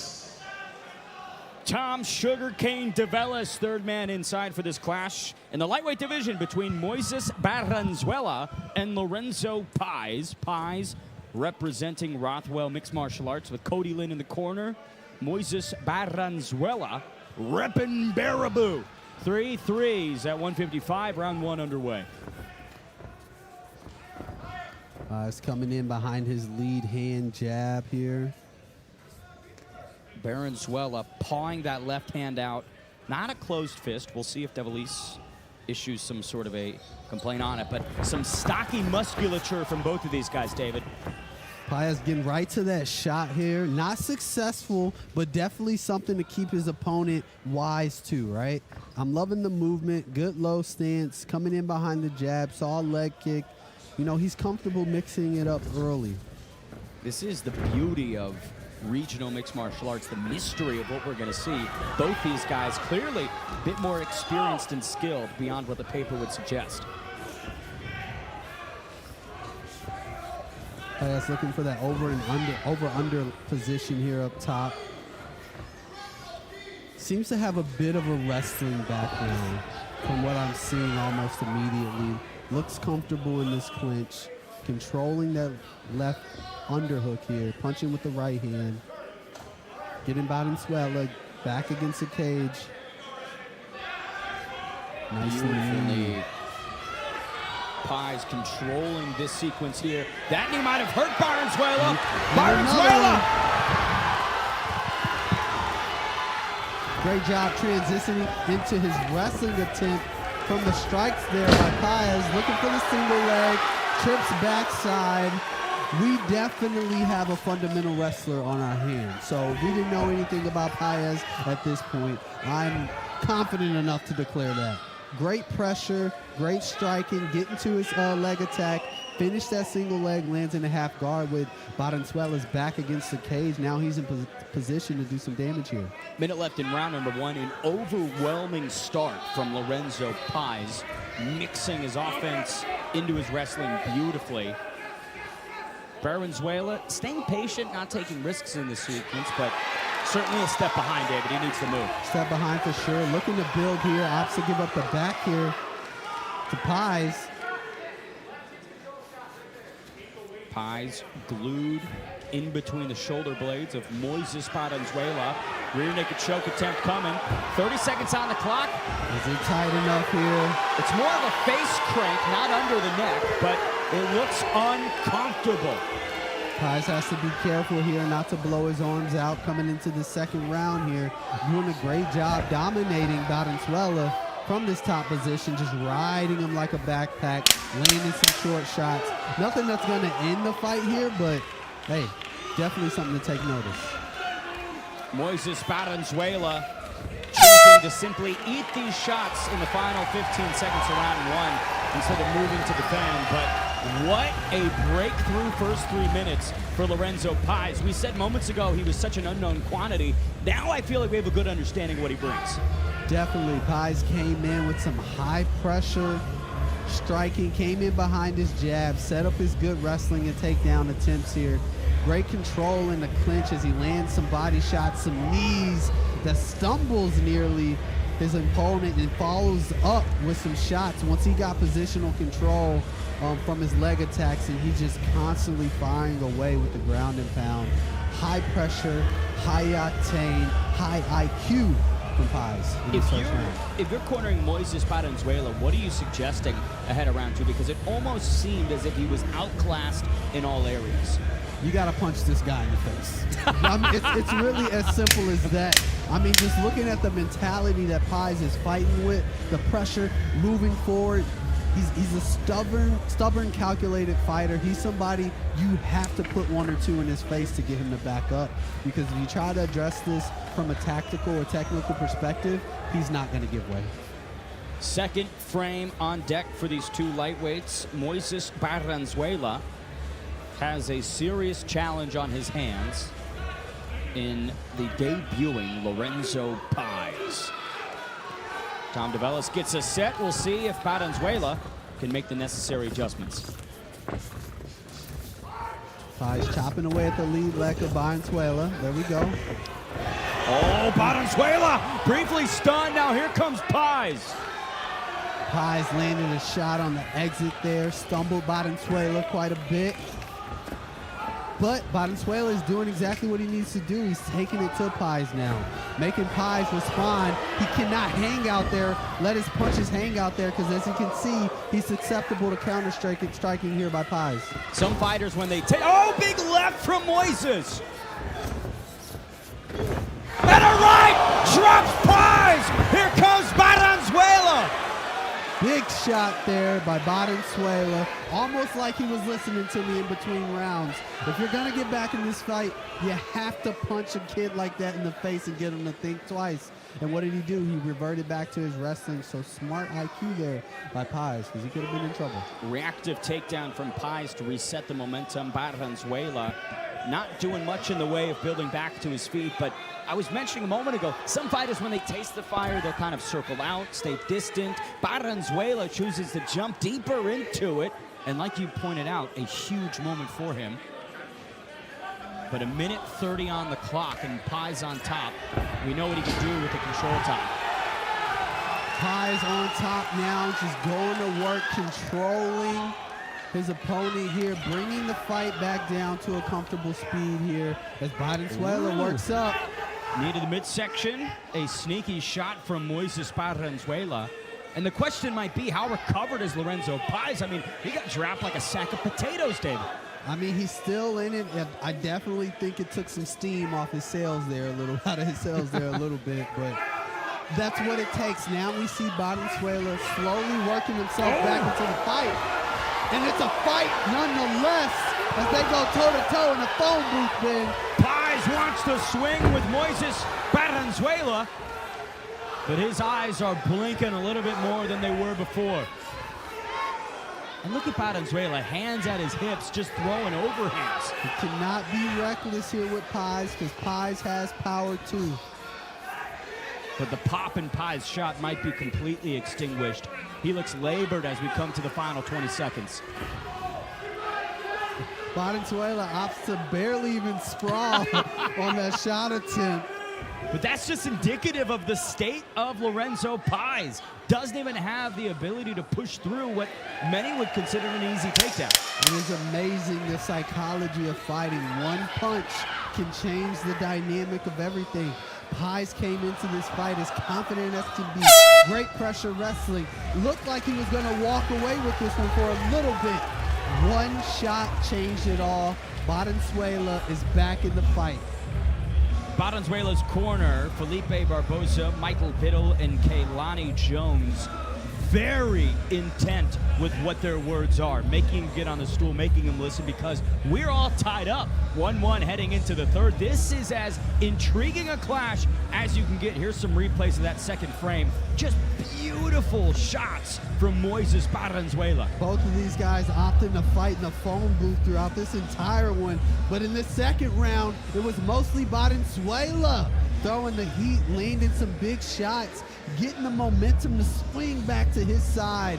Will Pais be able to recover and get back to the work we saw in the first round, or has Valenzuela detoured him, and will he walk away with this one here in this last round?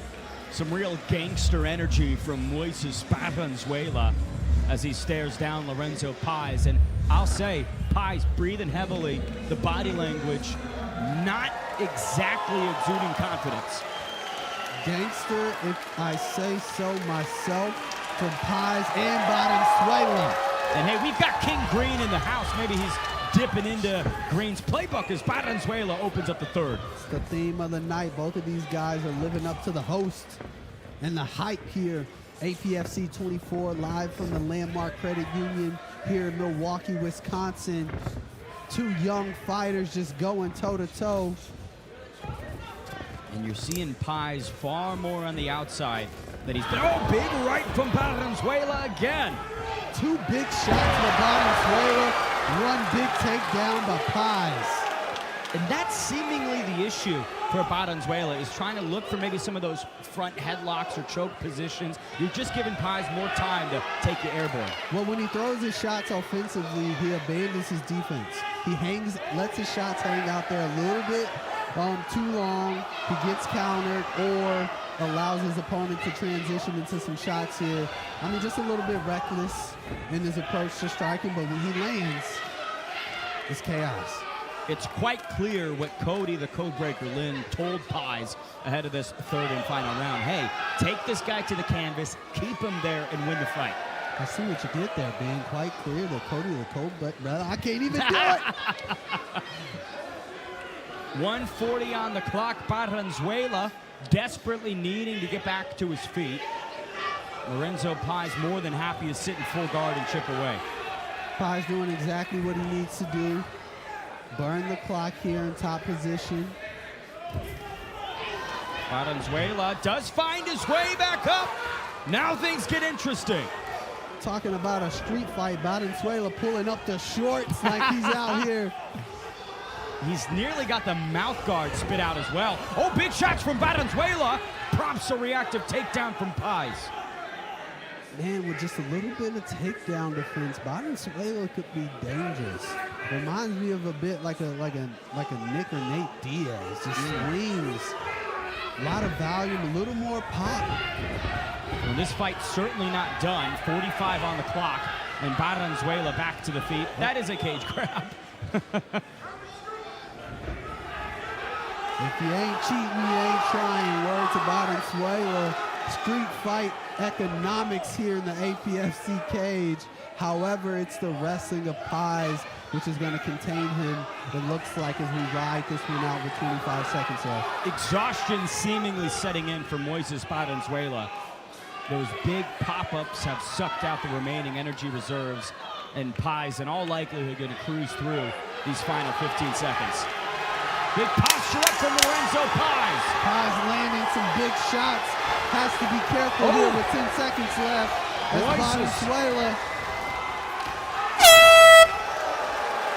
What a fun fight that was. 3 rounds in the can between Moises Valenzuela and Lorenzo Pais. 2 APFC debuts and 2 guys I want to see back as soon as possible, David. Wow, I wish that one could have went 5.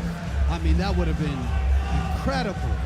The attitude by both of these guys, throwing caution to the wind. And it's tough because for Moises Valenzuela, in what was a very critical final minute, seemingly accepted some of those positions.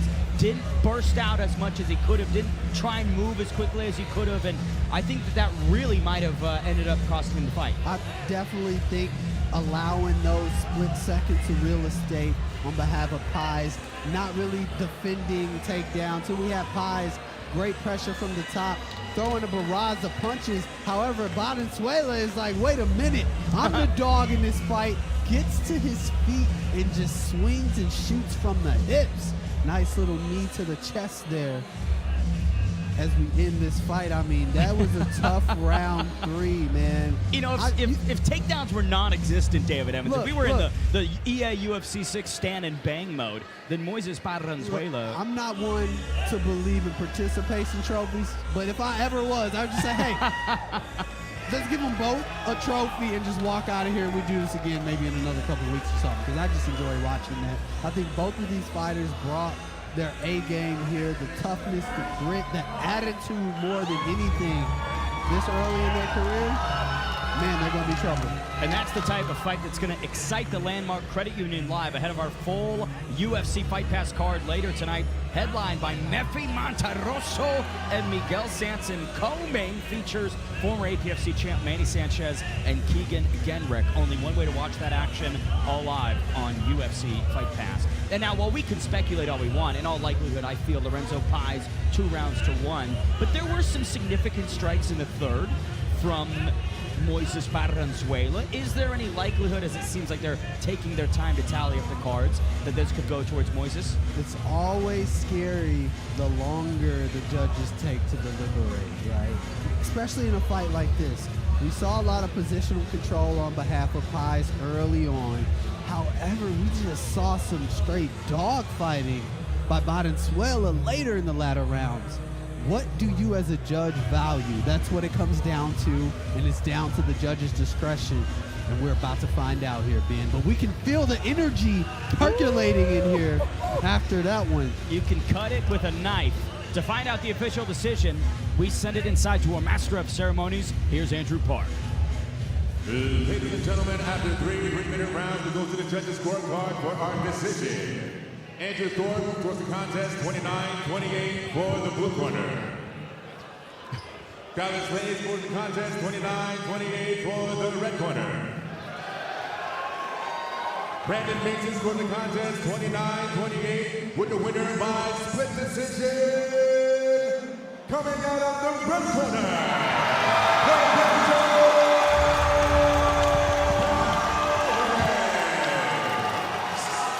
Lorenzo Paez by split decision, now 1-0 as an amateur, and boy, he had to earn it. Dropped heavily in the second frame by Moises Valenzuela. Anytime this was on the feet, it seemed like either could be put out in a moment's notice, but the wrestling of Lorenzo, which is what we anticipated, giving his association to Rothwell Mixed Martial Arts, got the job done in his debut. The wrestling, the pressure, the ground and pound, just full throttle approach by Paez walks him out with a victory tonight. One of the more exciting fights we've seen up to this point. Certainly the fight of the night so far here at APFC 24, and no better feeling than exiting the cage after a win and seeing your friends and family celebrating alongside you. These full fight highlights brought to you by Tom's Watch Bar. Highlights as if we didn't have enough to choose from. Paez came out early with his wrestling and clinch work, knees to the body. However, Valenzuela got back into this fight as soon as he could. Heavy hands in all attitude, landing some big shots, a big 1-2, swinging from the hips. Both guys fighting in the phone booth here. Big overhand right followed by a short left by Valenzuela, and then Paez comes through with his wrestling. That's what carried him all the way home here. Got positional control, landed some ground and pound, and really just put a stamp and edged out the victory from a tough opponent in Valenzuela here tonight. Well, I'm impressed. I don't mean this as a critique of Felipe Barbosa, BJJ, or the crew, but I'd love to see Valenzuela spending time at Rothwell Mixed Martial Arts, training with Lorenzo Cody, because like you mentioned, if that kid gets some takedown defense, it could be game, set, match. All right, let's keep the action rolling. To bring out our next gladiators, here is Andrew Park. Ready to make his way inside the cage, Apfc.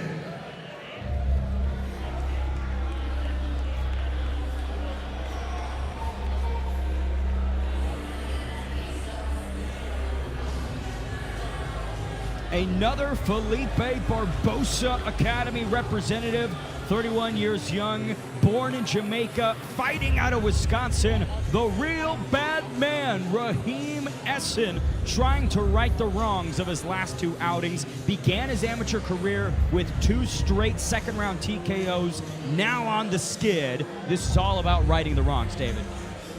Essen coming in 2-2, even record. However, that doesn't necessarily speak to what his experience has been in the cage. Has some tough losses, has a few wins. Can he edge it over into the win column just a little bit more and become a little bit more consistent as he builds his career? 5th-ranked amateur welterweight in Wisconsin, challenged for the Three River Throwdown title way back in September of 2025. That night, it was a 4th-round TKO setback against Tyson Perkin, but high-level experience. These are not easy guys that have gotten through Raheem Essen in his last 2 fights. No, not by far. And I think that's actually going to give him a little bit of confidence. I know coming off of 2 losses, it'll be easy to get down on yourself and harder to step into the cage. But, I mean, he looks calm, he looks collected, looks like he is here to go to work. He looks like a real bad man. A real bad man. You gotta put that twang on it. David, I don't think I can. Ready to make his way inside the cage, Vaughn Edwards. Man, we were just so complimentary of Rothwell Mixed Martial Arts that we've got another representative coming at you from there. Dr. Von Doom, Vaughn Edwards, Racine, Wisconsin's own, the 33-year-old, cornered tonight by, again, Cody the Codebreaker Lynn and Kalen Hole. I mean, if you're going to title yourself Dr. Von Doom, then you better come out and eviscerate whoever's in front of you. It's back-to-back Rothwell MMA versus Felipe Barbosa, BJJ. This is a total us versus them right here in the APFC cage tonight. Here we have Vaughn Edwards coming in 3-3, also a calm, cool, confident fighter, long, rangy, gonna have a bit of a advantage here in the reach department, I believe so, and let's see how that works. Or excuse me, a 1-inch disadvantage in the reach department. Let's see how that works either for him or against him. Is he going to be able to make his opponent punch down and counter him, or will he be able to maybe control the range and dominate here in the striking compartment? Looking at both of these fighters, I'm expecting to see a bit of a striker's delight. Doc Von Doom looking to get back in the win column, as is his opponent, the real bad man, Raheem Essen. Ladies and gentlemen, this next match takes place in the 170-pound welterweight division. Brought to you by Pettis MMA, Milwaukee's premier MMA training club. Sign up today for a free trial class. And thank you to our Iron Workers Local 8. Thank you for your continued support for APFC. Introducing first, fighting out of the blue corner. This warrior has a record of 2 wins, 2 losses. He stands at 6 feet 2 inches tall. He weighs in at 169.2 pounds. Fighting out of Baraboo, Wisconsin. Representing Felipe Barbosa, BJJ. Help me welcome Raheem, Real Bad Man.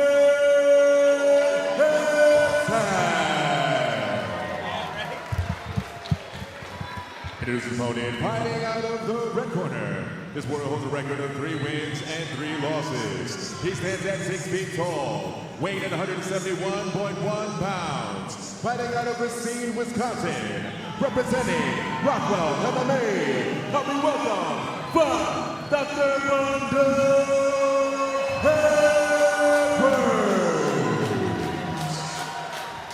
For the action begins, your third person inside the cage, and your referee for this contest, Chris Claviter. Chris, the Black Widow, Claviter, third man inside for this bout between Raheem Essen and Doc Von Doom. Von Edwards. 3 3-minute rounds at 170 pounds. This bout brought to you by Pettis MMA and Iron Workers Local 8. Essen in the black and blue, Edwards in the black and red. Let's get to it. Both of these guys waste no time getting into an exchange here. You know, we talked about the head kick attempt there from Real Bad Man. Doc Von Doom jumping into the pocket. Real Bad Man came with the head kick, then followed up with the right hand. However, Edwards is still in it, man. Looking composed, looking to counter. Essen needs to move his head, get that chin off the center line. Those looping shots from Edwards finding a home at range. Clinch here from Real Bad Man. Real Bad Man. I'm not saying it. I'm not saying it. I believe in you. I can't. We didn't come this far to come this far. It's the final stage of 2 minutes left in round number 1. Big shot to the midsection brings down Essen. It looked odd. It was almost seemingly an effect of that knee to the midsection. Maybe he just fell over. I thought Essen was looking for like a lateral drop throw and slipped. I don't know what it was. However, they're back to their feet, both working now. Heavy shots by Essen. There's only one speed from both of these fighters. It's 100 miles an hour. And then some. Big right hand by Essen. Ooh. Nice head movement from Edwards. You get off to the right side. Essen is pulling all of his strikes from the rafters. Throwing with ill intent. Nice inside leg kick. Trips up Edwards as he steps forward. Oh! A double spin, double something or another by Essen. That was the jerk chicken special, baby. Another low kick downstairs. Destabilizes Edwards. Now goes outside with it. I'm liking this from Real Bad Man. Left from Edwards. Now Doc Von Doom getting to work in the final minute of round 1. The jerk chicken special. And if anyone wants to complain, that was David Evans who said that. Oh, man. Essen is just relentlessly throwing those kicks deep into the midsection here of Edwards, looking to slow him down. It seems like Essen's cardio is expiring a bit quicker than Edwards. Essen has definitely put a lot into every technique, every strike that he's thrown to this point. Edwards seems to be a little bit more methodical, looking for his openings, however, conserving his energy. Ooh. Catching the kick and bringing Real Bad Man down. Doc Von Doom trying to put a punctuation mark on the end of the first as we head to the second. Edwards lands a big right hand as he solidifies that takedown. He just stands up and raises his hands. Gotta love the showmanship. You have to. If you're not confident, then what are you? These replays brought to you by Pettis Mixed Martial Arts and Ironworkers Local Aid. A interesting fight through 3 minutes, David. Nice. As Edwards catches that kick there by Essen, lands on top, looks for some ground and pound here. I mean, both of these guys are just going toe-to-toe. It's anybody's fight still up to this point as we go into the second round. If you were going to make a suggestion to either fighter, what would be the best path in the second frame for both? If I'm in Essen's corner, as we can see right now, I'm telling him, hey, your strikes are looking good, they're looking clean, but we got to set things up and we can't continue to telegraph. Edwards is able to see everything that Essen is throwing because he telegraphs and he swings from the rafters with every shot. If you're Edwards, we just got to do more of what we just saw in the culmination of that last round. Perhaps try to get to a takedown position and get Essen in his back and look for a finish. Chris Cleveter gets a set for round number 2 between Doc Von Doom, Von Edwards, and real bad man, Raheem Essen. Frenetic start for Edwards. These strikes from Essen just not having any impact on Edwards. Not quite. I mean, everything is kind of glancing off of him. Edwards continues to move forward. Head movement from Doc Von Doom on point. A knee from Essen partially finds a home. I'm loving these clinch strikes from Edwards. A little dirty boxing on behalf of Edwards. Just grabbing the back of the head and just swinging with the far arm or the far hand. He's sort of gripping the braids, too. I mean, the dreads are a weapon for Edwards at this point as well. If you don't know already APFC Street Rules by way of our last fight, big shot there by Essen. And that might be some of the desperation sinking into Essen, overthrowing, telegraphing these big strikes. Desperation, exhaustion. 50-50 here in this scramble as Essen is going to be able to work on top. Typically the principle is in any scramble position, the higher hips wins. Essen was able to win, but Edwards works himself back to his feet. Yeah, weird moment there. It seemed like Edwards almost drew Essen on top of him, and instead of continuing the grappling dominance, Essen just lets him back up. Midway point around number 2. Looked like there may have been a foul on both parties. A double knockout. Double low blow. 4 jewels scrambled in that exchange. May the stronger family jewels win. And when you're clinching as much as they were, this was almost inevitable that we'd have some sort of interaction downstairs. Ow, that does not seem good. So who gets a point taken away? It's a wonderful question. I mean, I wish we could almost call Tom DeVellis over here and have him walk us through the procedure, but... Rock, paper, scissors, perhaps? They'll go run a 100-yard dash outside. It does seem like Raheem Essen worse for wear as Edwards back to his feet on the far side of the cage. The bad man is not looking too good right now, Ben. A low blow shot. Is it taking him out of the game? Edwards looks ready to go. Essen still flat on his back, communicating with the ringside physician. David Evans, you've experienced low blows in your career. Talk us through some of that impact and severity that you feel. Well, I've experienced them quite a bit. I mean, it's interesting that you say that. Yeah, I mean, typically for me, I'm a high-pressure fighter, and when you find yourself constantly pressuring, people throw techniques out of desperation. Sometimes they hit the jewels. I think it's a balancing act because it's like, okay, do you take the 5 minutes, but then you're also recovering, but so is your opponent. You know, if you're off to a good start, you're building up some momentum. Do you really want to stop that momentum because of the low blow, or is it better to just kind of take a breath or two and get back to it and get back to work? You got to have that ability to have a short-term memory either way.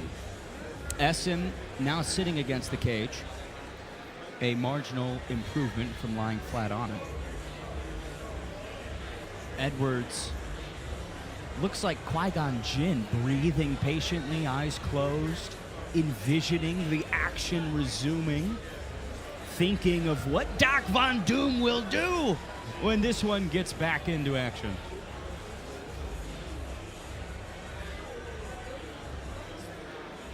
I'm not liking the posture I'm seeing from Essen. Not looking like he wants to get back to it. Would hate to see the fight come to an end this way.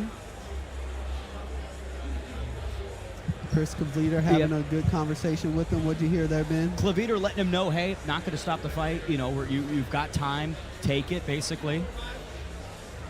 Chris Kavliter, best in the biz, walking both through the situation. But to our point that we've been discussing, it does appear like Von Edwards is certainly getting the better of this exchange.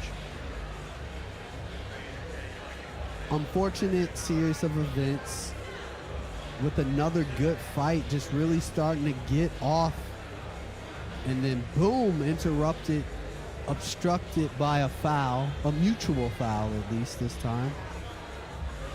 And that in the amateur ranks is what occurs. Inexperience, newness to the game. These types of things can happen, and you know, some eggs can get hard boiled downstairs, but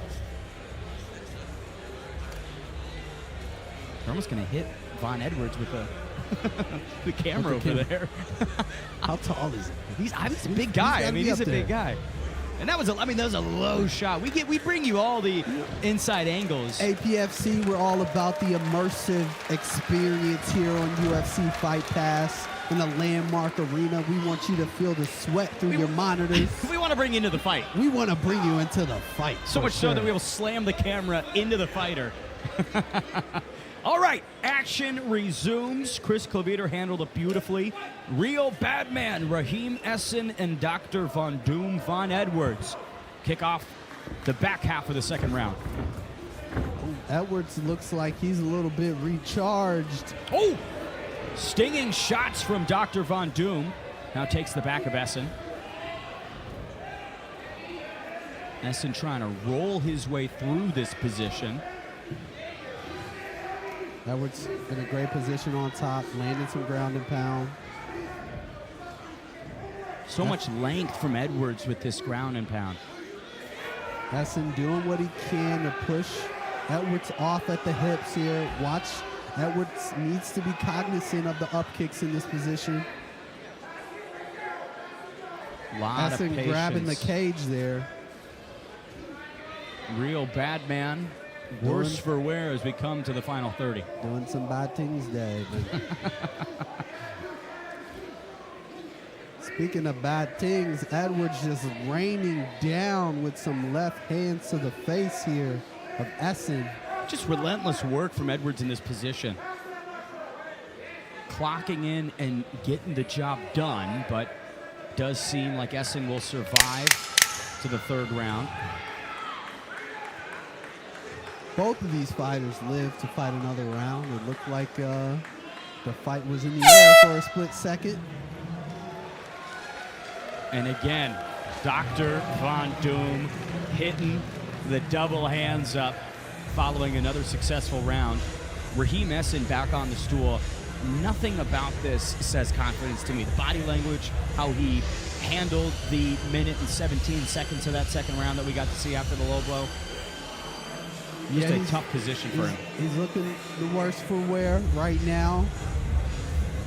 Definitely seeing his performance decline. His cardio, his conditioning seems to be on a decline. Let's see if we can make some adjustments on the stool on his behalf and see what this third round brings us. It almost seems like the question in Essen's mind is, does he even want to continue this? Does he even want to go out there for a third frame? The fighting spirit, I'm not exactly seeing from him. You know what, Ben? I won't argue you there.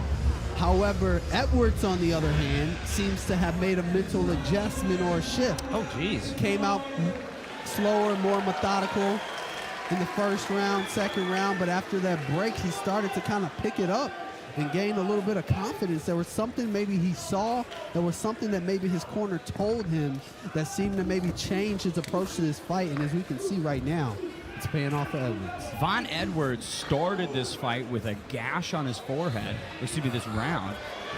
Big slam from Dr. Von Doom. Nice takedown there by Edwards. Inside single. Looks like he's thinking about a Kimura possibly. Looking for that underhook on the left side. Stepping over the midsection with his left knee. Gonna pin, look to pin Essen. Essen able to get his hips up.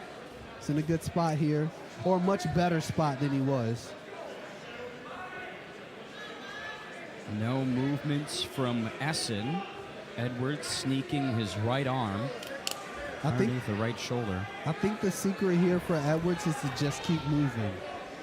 It looks like Essen is mentally kind of checked out to the fight at this point.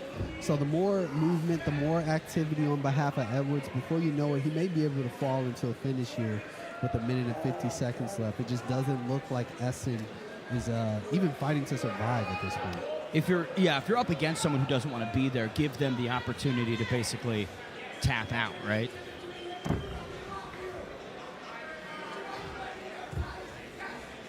Edwards controlling on top, midway point of round number 3. Von Edwards, split decision setback against Jeremiah Huff in October of 2023. So he's coming off of a 3-year layoff from mixed martial arts and looking pretty good tonight. Looking good indeed, controlling his opponent right now in this position. Not a electrifying third round by any means, but I think that speaks to the exhaustion both guys are feeling after what's been a wild fight. But for Essen, you're going to look back on this third round and probably kick yourself. Annoying shots there by Edwards on top in this half guard situation. Side control situation.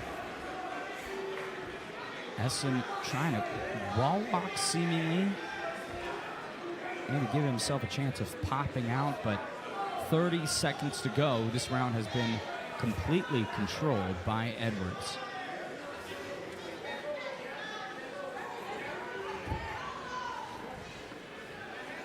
Both of these guys a bit of a stalemate with 15 seconds left. Cleveter asking for action, but we've only got 10 seconds left, so I don't. Chris Cleveter making sure the fans get their money's worth. I think they might be. All 10 seconds of it. For those watching free on YouTube, they might be feeling a little robbed after that third frame. But either way, a solid showing from Dr. Von Doom in his 3-year return to the cage. Last time out, October 7th, 2023. But Von Edwards showed a pretty complete arsenal, all things considered, tonight against Raheem Essen. Yeah, Essen came out firing, came out hot.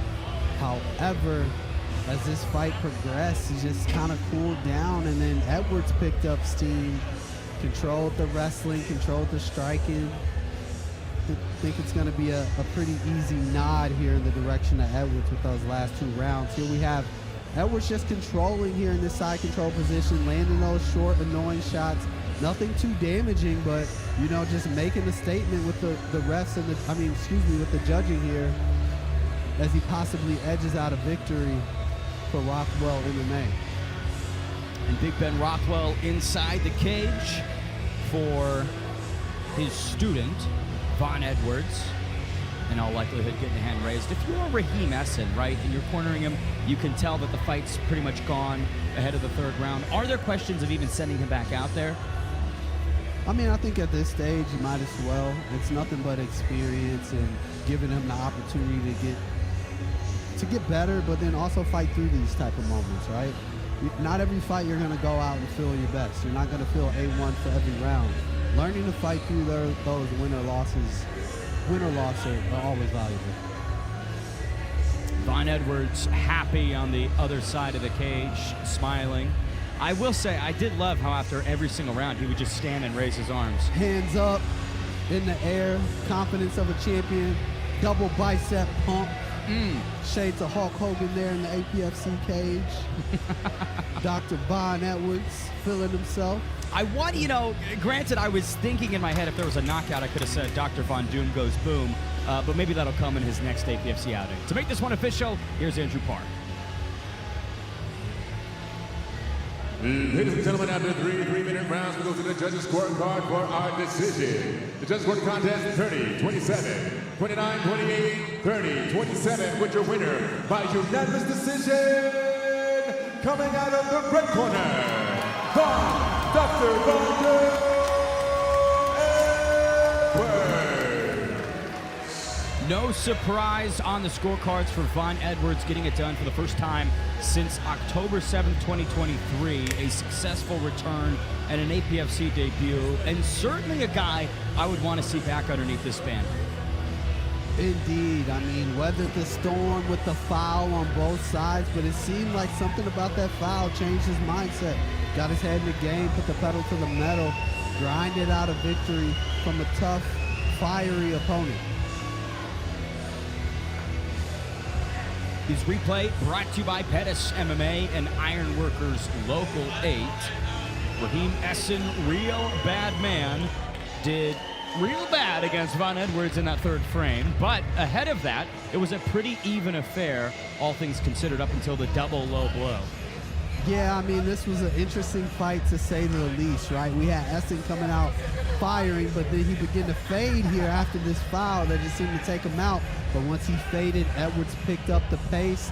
Beautiful takedown, great control, landed some ground and pound, and gets to walk the path of a victor here tonight. I love it. All the action here at APFC 24. 4 more bouts on our YouTube prelim section. Then we head to UFC Fight Pass for our 6-fight main card. To bring in Dakota Frazier and Tayshawn Mason, it's Andrew Park. Ready to make his way inside the cage, Dakota Frazier.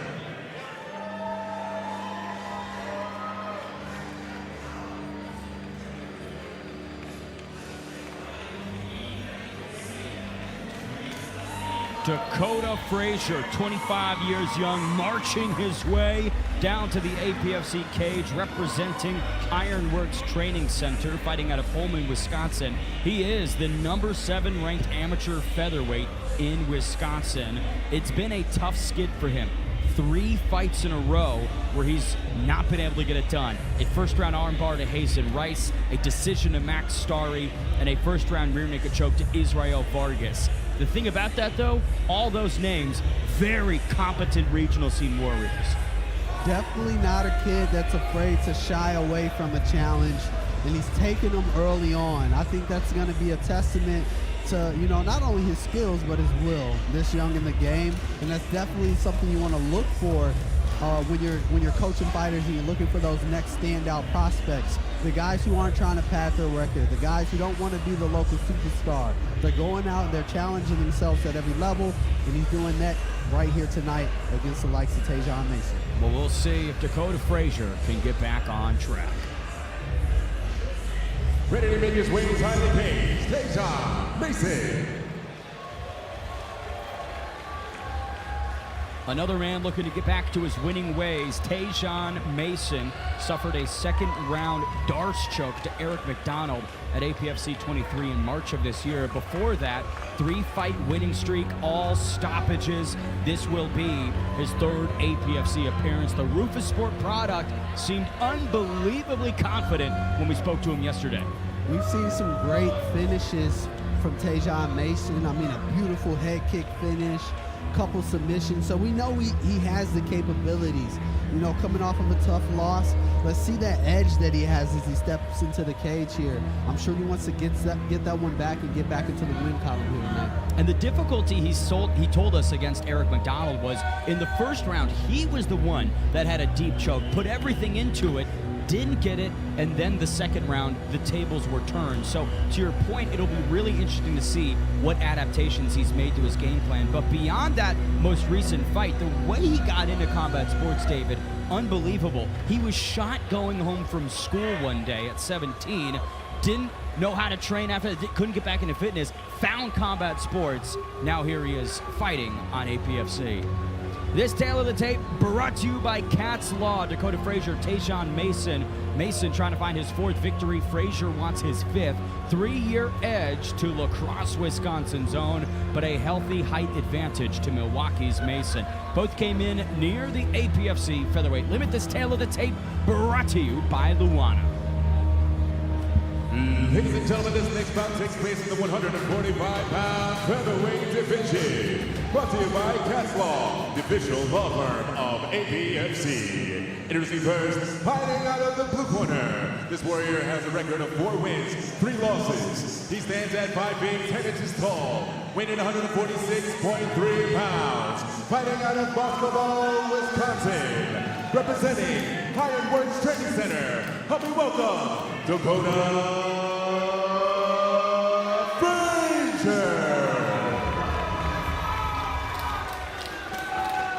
his opponent, fighting out of the red corner. This warrior holds a record of 3 wins, 2 losses. He stands at 6 feet 1 inch tall, weighing in 147.6 pounds.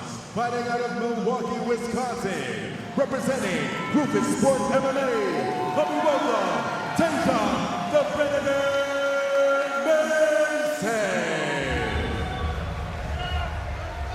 And with the action begins, your third person inside the cage in your referee this contest, Chris Claviter. Chris the Cyborg Claviter, third man inside for this amateur featherweight prelim between Dakota Frazier and Tayshaun Mason. Mason in the black and red trunks, Dakota Frazier also sporting the black and red.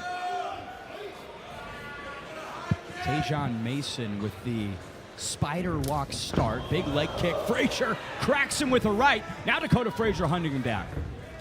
Ooh, Mason looking to take the head off of Frazier in response perhaps to that big shot. Nice lead leg body kick by Mason. Tayshaun Mason has never been stopped with strikes in his career. Dakota Frazier, similarly, has not been TKO'd.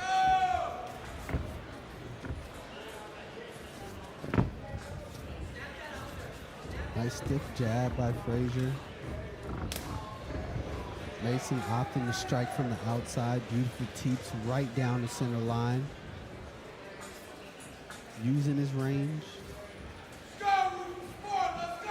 Both of these guys just patient, measuring each movement of the other, waiting for their moment.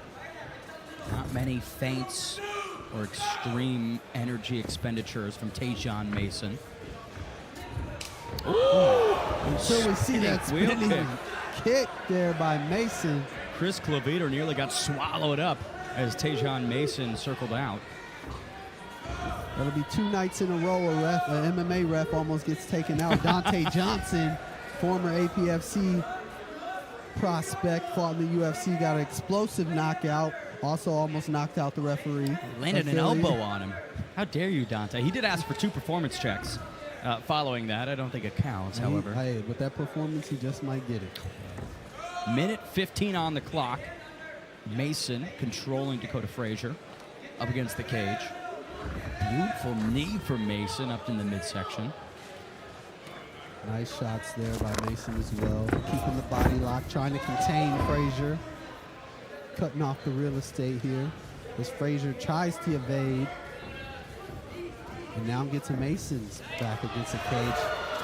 A flurry of strikes from Frazier. Mason circles out, avoids the poignant damage of most of them. Very evenly matched fight up to this point. 2 calculated killers. Frazier coming in behind the jab, follows up with an uppercut and a combination to follow. I like how Frazier's stringing 4 or 5 punch combos together. It's not really one and done shots from him. He's doing a great job throwing punches in bunches, but he has to be wary about not taking his head off the center line when he is doing that. Against someone like Mason, has a very sniper-like ability to land head kicks, land strikes with the hands. Look for him to be timing those counters. Nice spinning back kick to the midsection. Like an axe kick or a crescent kick attempt off it. Not there for Dakota Frazier, but to your point, beautiful spinning back kick to the body on Tayshaun Mason. Even through 3 minutes, and more on that Tayshaun Mason story. He was walking home from school when he was 17 years old, had bought candy for his nieces and nephews, and was randomly shot. Doesn't know who, doesn't know why, but that incident really impacted his life, his ability to get in the gym and work out, and that's when he found combat sports. Man, I can only imagine you know, what that feeling's like, but then coming from a situation like that, then stepping into the cage, channeling all of that energy. I mean, you have something like that happen to you, you have every reason to perceive throughout the world as a bad person, right? Where's my payback, right? I have so many unanswered questions. He chose to channel that energy into something positive and is building a career and a name for himself and his family. I love it. I admire it. How can you not? As he asks for more energy from the crowd, Tajon Mason playing to the Landmark Credit Union Live.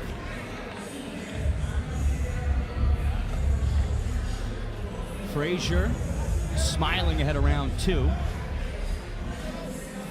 Mason with some showmanship. Both guys know how to bring energy and finesse to their striking styles as well. Frazier, big 1-2, leaping into the pocket, not connecting.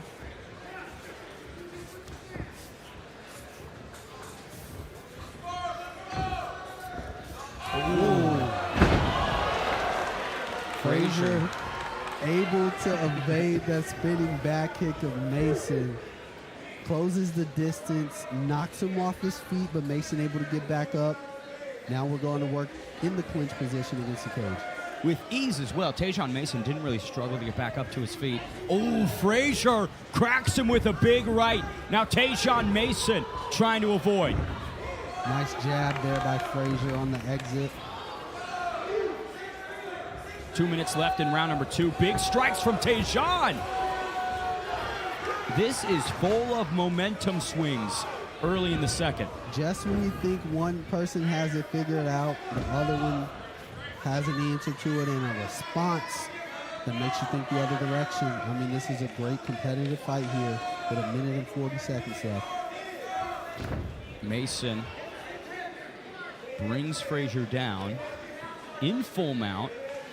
Dakota Frazier still hanging on with that left arm underneath Tajon Mason's chin. Mason able to build up. Great positioning for Tajon Mason in what's been a close second round.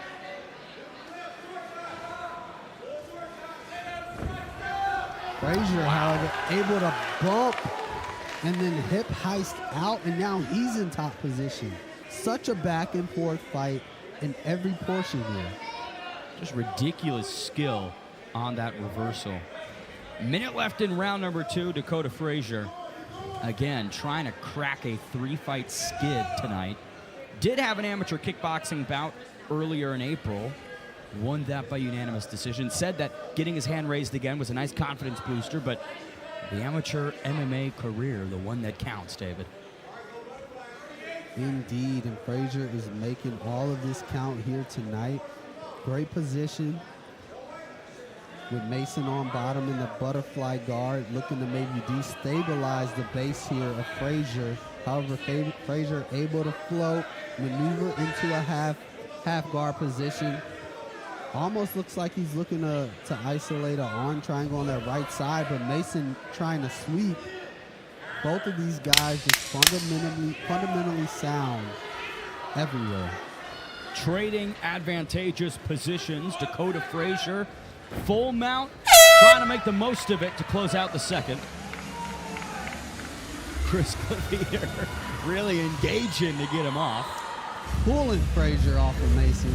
I like that, though, from Dakota Frazier, right? You hear the 10-second clapper. You're in an advantageous spot. Why not try and squeeze as many strikes as possible? This replay brought to you by Tom's Watch Bar.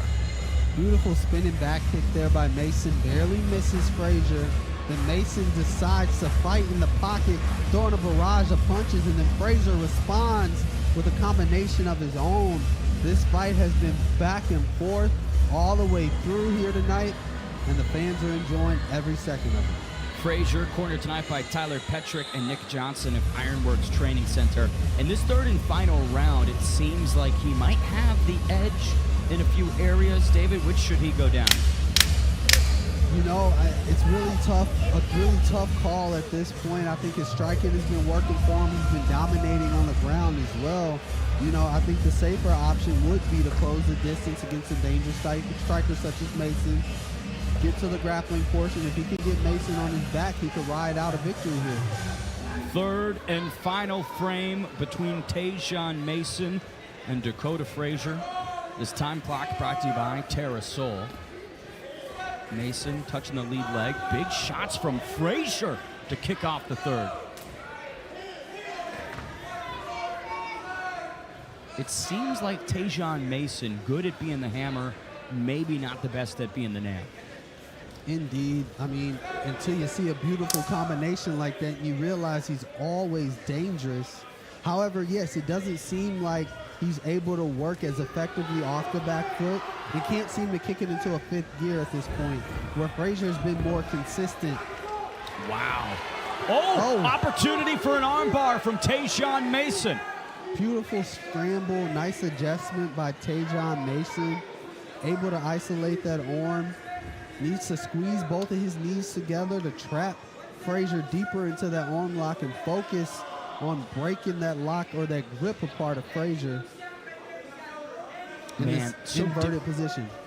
Difficult to see how locked in it was. Either way, Frazier busts out of it into full guard now of Tajon Mason.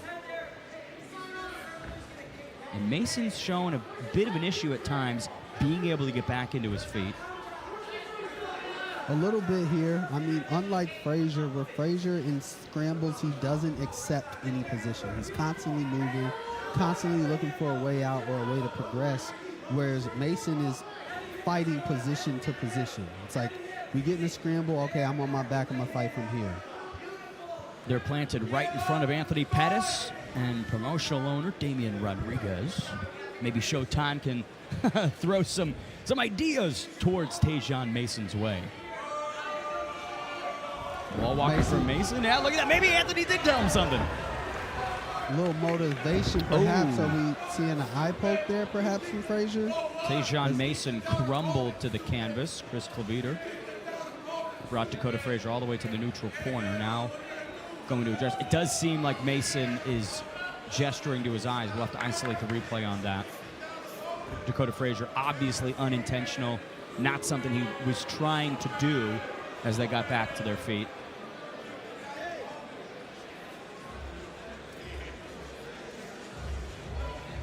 Man, back-to-back fights with fouls. You hate to see it. Here's a quick look at it. This eye poke replay, directed by Tom's Watch Bar. Big head. Ooh. Not quite sure. Yeah, I'll have to take another peek or two at that one. It seems like the only strikes were a head kick and then a stiff jab from Dakota Frazier. Maybe there was something on the way up before the head kick. We perhaps have a different angle to slow it down. So head kick as he comes up, a jab. Is he, because he was down? I'm not entirely sure what exactly. He was on a knee, yep. I believe, when the kick landed. Let's take one more look at it. Let's slow this one down as much as we possibly can. Frazier ready to get back to it. Tajon Mason still folded over onto the cage. Body language not there. Here's one more look. Okay. Here we go. It did seem like the knee was down on the kick, and then there's the stiff jab. No, the kick didn't really land solid. The jab landed. All right, Chris Cleveter has called a stop to it. Will be very interesting to see what occurs. I mean, we can't see where exactly the foul is. You know, it looked as if Tajon was gesturing towards his eyes, trying to elicit an eye poke. Maybe we were thinking of a kick to a downed opponent, but that doesn't seem too likely. It remains to be seen. We can only speculate. Either way, fight is over. Wow. Well, fortunate end to a good fight once again here tonight. We just can't seem to get away from the fouls. I know. No contest with Francisco Song and Ja'Kai Jones. Big double low blow between Raheem Essen and Vaughn Edwards. And now, fight gets called off between Tajon Mason and Dakota Frazier. I'm hoping, David Evans, that our bad luck is simply contained to the early portions of tonight's card. But what a bummer. I mean, that was a really fun fight that was stopped too soon, in my estimation. Two highly skilled competitors, highly competitive, evenly matched. You know, it had all of the intangibles to be a great fight. Unfortunately, it comes to an anticlimactic end. Tajon Mason kicked off his APFC career with a 16-second head kick that went as viral as it could possibly go. Found a 3-fight win streak, set back to Eric McDonald, and now an interesting result here.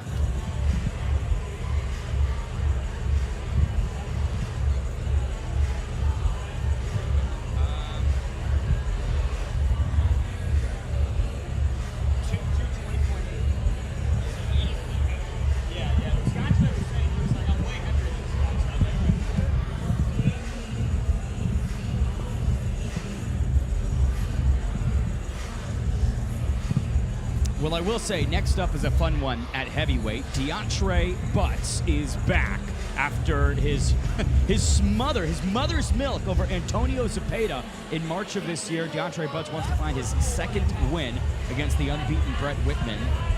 Initially, Deontre Butts was slated against, I believe, Deontay Moses Jr. Is that correct?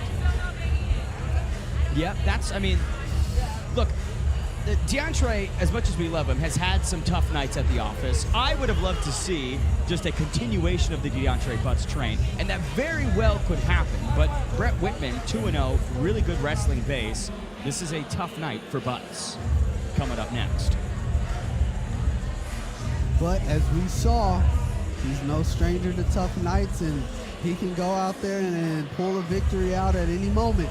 And I think it works in Deontre's favor if you overlook him, if you underestimate him, if you think the first barrage of strikes is going to get him out of there. That's exactly what Antonio Zepeda assumed would occur, and he got hit with the mother's milk. I mean, he has a victory over a WBC champion. I mean, how many people can say that? Not many. Right.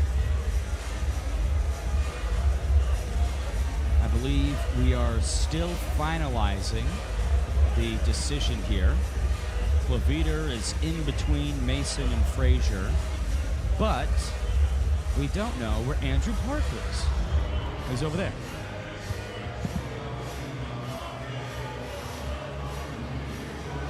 Main card coming up soon on UFC Fight Pass. 3 more fights here on YouTube, and then the only way to watch our stacked 6-fight main card live on UFC Fight Pass. And a fun one as well, right? We've got the cousin of Anthony Pettis, Angelo Pettis, back in action. Sergio Tank Plasencia makes his 10th APFC walk. I mean, how unbelievable is that? 10 appearances underneath this banner. It just speaks to how good and how talented he is. He's had some great wins, a few tough losses, but the consistency of his performance and output, he's always one of the more exciting fighters to watch here in the APFC. And you know he's going to bring it. You can always depend on it. We've also got the Emperor of Finesse, Ronnie Gibbs, back in action. Notably submitted Biagio. Ali Walsh inside the PFL. Now wants to bounce back from a tough APFC debut loss. All right, looks like we have the official decision tallied. To find out, let's send it to Andrew Park. Ladies and gentlemen, due to an accidental foul, after 2 rounds have been completed, we go to the judges' scorecard for our decision. With your winner by technical decision, Dakota Frazier.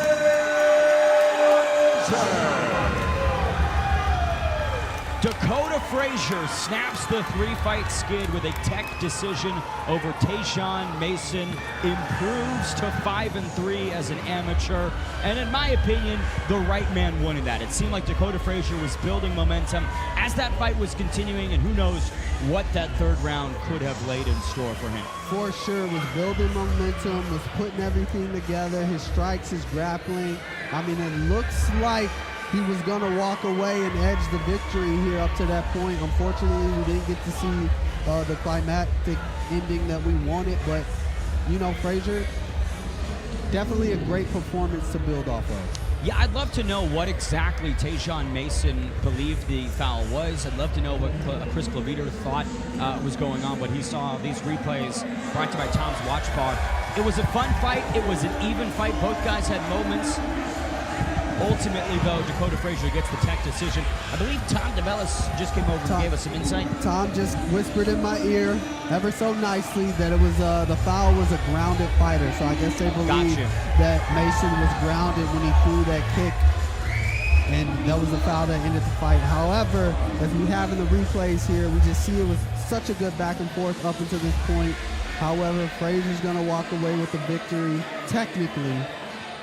And it does, again, illustrate the importance of abiding by the rules at all times. If Tayshawn's knee was down right as he was coming up, not a legal strike to throw, but at the end of the day, Dakota Frazier victorious here in Milwaukee. All right, next up, it is the man that we've all been waiting to see, DeAndre Butts. Can he continue the momentum, or will Brett Whitman steal it from him to bring our heavyweights in? It's Andrew Park. Ready to make his way inside the cage, DeAndre Butts.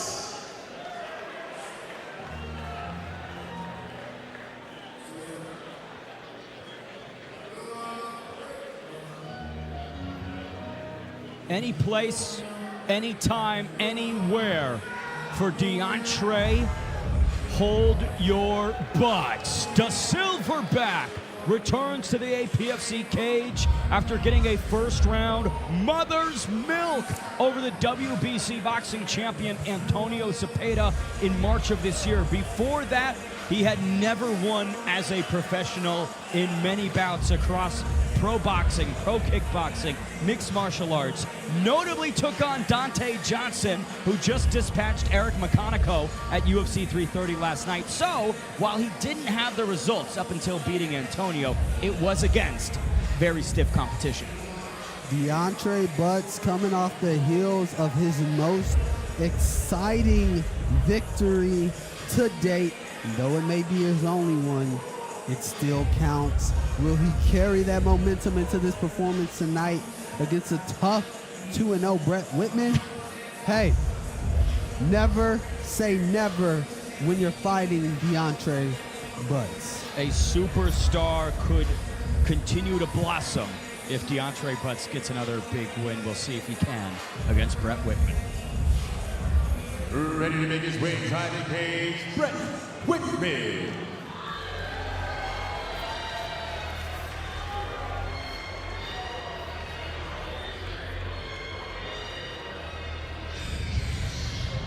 "26 years young, Brett Maverick Whitman, a graduate of Clarion University, born in Oshkosh, now fighting out of Kimberly, Wisconsin, representing Fox Valley Elite and 920 Combat Club.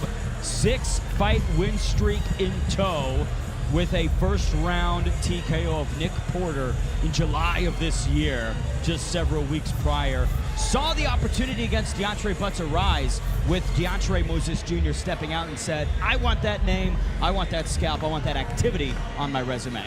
And he's coming here to get all of those things. I mean, a tough 2-0 undefeated fighter, looking as confident as ever. Great wrestling pedigree from what I hear as we see the wrestling shoes, the Nike wrestling shoes taking them off to get in the APFC cage. I think that if that's not a tall tale of what we're going to see here in about 60 seconds. DeAndre Butts knows exactly what's coming at him. He said, this kid's a wrestler, I'm expecting that, but no one's been able to take me down inside the cage. And he feels with his size, right, the heavy advantage that he holds, it will be a tough task for Brett Whitman, and what a world that would be. Brett sells out on takedowns, loses the stamina, and we get another DeAndre Butts stoppage. Will Ben the Bane Davis be prophetic here tonight at APFC? As I said earlier, we're trying to remain neutral, and here I am salivating over DeAndre Butts. Pause. All right, so for Brett Whitman. I wasn't going to say it. I was going to let you ride off. Coming into this 2-0, 6'2", he holds a 2-inch height advantage, but 5 inches of reach, which I think is also going to be really valuable because we know with wrestlers, not only do they possess that forward charge style, but they've also got a heck ton of power. Yeah, I mean, just naturally, typically coming from the hips, the low stance, that's what you can expect to see from Whitman. Look for him to pressure forward and just try to purely dominate. This tale of the tape brought to you by Luano Local. The Silverback, DeAndre, hold your butts, aims to find his second victory. Brett Whitman wants to remain unbeaten. Butts 6 years older, Whitman 2 inches taller. Both came in at the heavyweight limit, but you can see a 44-pound advantage to DeAndre Butts. Big favorite for Whitman. We'll see if that line cashes.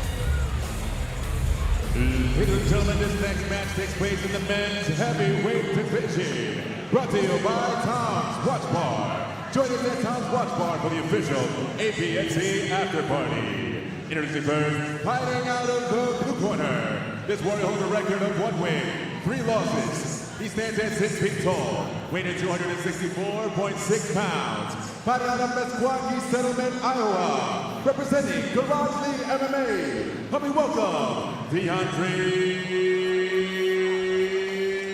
the Silverback Butts. Introducing the opponent, fighting out of the red corner. This warrior holds an unblemished record of 2 wins and no losses. He stands at 6 feet 2 inches tall, weighing in at 220.8 pounds. Fighting out of Kaukauna, Wisconsin, representing Fox Valley Elite and 90-20 Combat Club. Help me welcome Brett Maverick Whitman. For the action begins, the third person inside the cage in the referee for this contest, Tom DeVellis. Tom King Granola DeVellis, third man inside for this heavyweight clash between the Silverback, DeAndre Hold Your Butts, and Brett Maverick Whitman. Can the superstar climb continue for DeAndre Butts, or will Brett Whitman live up to the expectation? I know Butts has the weight advantage. However, Whitman looks imposing, man. 6'2", young kid, 26 years of age. He certainly has all of the strength and conditioning, the right build for a run within the professional ranks. This is our first pro bout of the evening, 3 5-minute rounds. It would be funny if we just randomly slated this for 5 5s. Both fighters exchanging leg kicks here, shin to shin. You know, Whitman was pretty dismissive of DeAndre Butts' ability when we were speaking with him, but a healthy amount of respect in the first minute. Butts attempts to go to the midsection with a cross. Some showmanship Butts from the Silverback. A little trash. Let him know, DeAndre. Riding that high from his last fight, perhaps. The mind games from DeAndre Butts. I mean, who could have anticipated the level of gamesmanship from Hold Your Butts? Butts trying to perhaps draw Whitman into maybe a takedown attempt. Am I insane for thinking that there is some value to this, right? Whitman biting on some of the feints, clearly reacting to what DeAndre's given him. Not crazy, definitely not insane. I think there could be something to it, especially when you have a young up-and-comer just trying to get in their head, get that mental edge. It can only help Butts up to this point. However, Whitman has Butts' back, or his butt, perhaps, against the fence. Going to work here. 3:20 on the clock. Whitman not able to bring DeAndre Butts down. Butts trying to work for an underhook. He said no one's taken him down yet. We'll see if Whitman could possibly be the first. Whitman doesn't seem to be, there we go. He doesn't seem to be working for the takedown as much as he is just kind of holding the position and letting DeAndre Butts just kind of carry his weight. You know, Whitman fought just 4 weeks ago, so kind of tacking on 2 fight camps back-to-back. What kind of wear and tear could that maybe put on a guy like Brett Whitman? I mean, wear and tear is the name of the game when it comes to MMA. Being active, I think, is always good, as long as he hasn't taken too much damage in training or in those fights in and of itself. I think it's always good to remain active. It keeps you sharp, keeps that feel on you. Nice head-on throw by DeAndre Butts.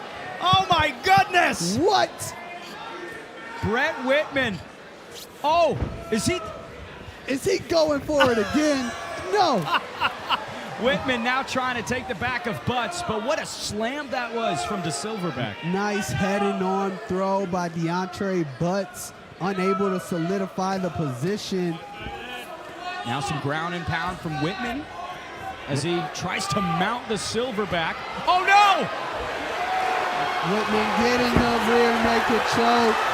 And he taps DeAndre Butts, extinguished in the first by Brett Whitman. A powerful head and arm slam, but the 26-year-old Maverick wades into the deep end and finds the rear naked choke. That was a beautiful head and arm throw there by DeAndre Butts. However, he wasn't able to solidify the position.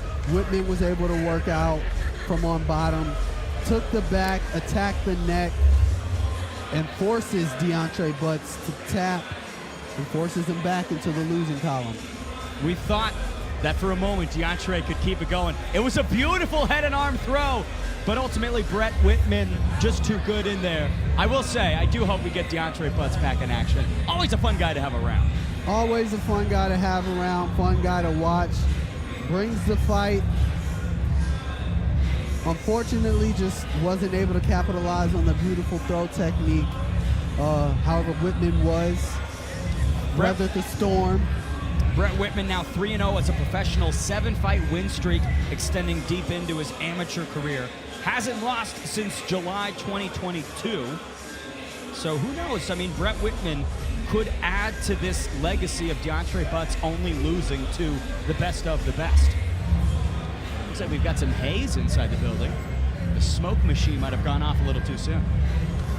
All right, to make it official, let's send it inside to Andrew Park.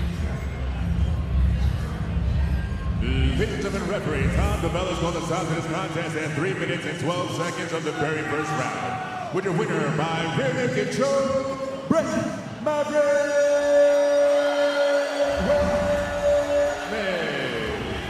Brett Whitman, 3-0, gets it done by way of first-round rear naked choke. Back-to-back first-round stoppages for him as he continues the excellence in his young career.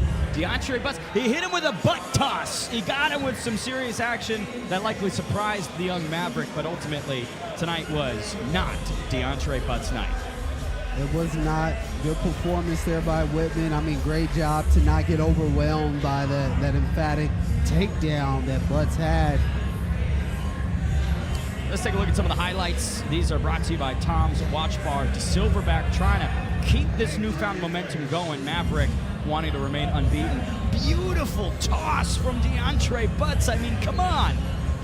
That was a textbook head and arm throw. Wish he would have settled into the position a little bit more. Perhaps we'd be looking at him a victor here tonight, but wasn't able to capitalize. Whitman made the adjustments. Took the back of Butts. Yeah, I gotta say, that's brutal to cut from his head and arm throw to him getting choked out viciously. Editing team not holding any of their punches tonight. What a jarring juxtaposition there. It's the thrill and the agony. It's the margin of error that is non-existent in this game of mixed martial arts. All right, to bring in the next combatants, here is our master of ceremonies, Andrew Park. Ready to make his way inside the cage, Prelims Shepherd.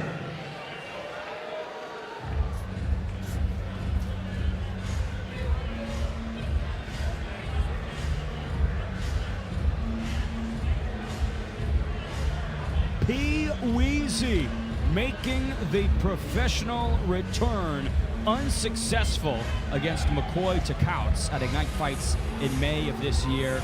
A no contest debut way back at Borikov 3 in June of 2025. Safe to say that the professional career has not been what Prelims Shepherd has wanted, but can't forget his amateur pedigree, right? His AMI debut at APFC 10 in April of 2024, a win, then followed up with 2 more victories before making it into the professional ranks. So, I don't know, David, when you look at a guy like Prelims Shepherd, what pops off the page? I mean, he has that great experience. We've seen him here perform in the APFC before at the amateur level. I think the only thing that pops out into the page for me right now are question marks. How has he grown since we last seen him here?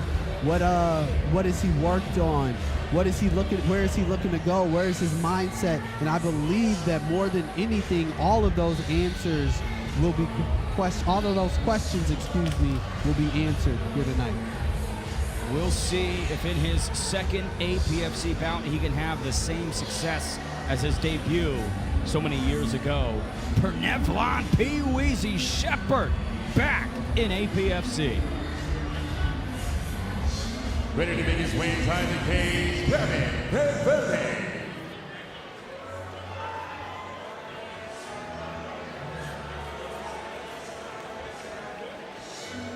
The second pro appearance of Gavin the Reverend Vervelde, 23 years young, an extensive amateur background, ended it with a split decision victory over Caleb Wall in November 2025, but a 5-4 record in total, 9 bouts, all the experience that the Gnosis Combat Sports representative needs to see ahead of a successful pro turn. Yeah, I mean, having that amateur experience is always great. However, there is a difference. There is an adjustment, more particularly a pace adjustment that comes with stepping into the pro ranks. You have to fight a little bit more conservatively and be a little bit more intentional with your movements. Let's see how he's making that adjustment up to this point. This will be his third APFC appearance as an amateur. He was 0-2. We'll see if, as a professional, he can get it done. One of his losses to Victor Aguirre, which is a pretty solid name if you aren't accustomed to the Valley Flow striking crew out here. That Aguirre name, we've seen it here in the APFC cage a time or two before. Just some jiu-jitsu grappling aces. Always dangerous on the mat. And feeling that rub, getting that feel against an opponent of that caliber, it does nothing but make you better. And let's see what he has done with that up to this point. All right, tail of the tape for this pro featherweight clash, brought to you by Luana Local 113 and Wisconsin Laborers Union. Pernevlon Shepard and Gavin the Reverend Vervelde. 1-0 for Gavin Vervelde. Pernevlon Shepard, 7-year age differential. Chicago, Illinois. Shepard being the older, but Vervelde 2 inches taller. Both come in near the APFC featherweight limit. This tail of the tape brought to you by Luana.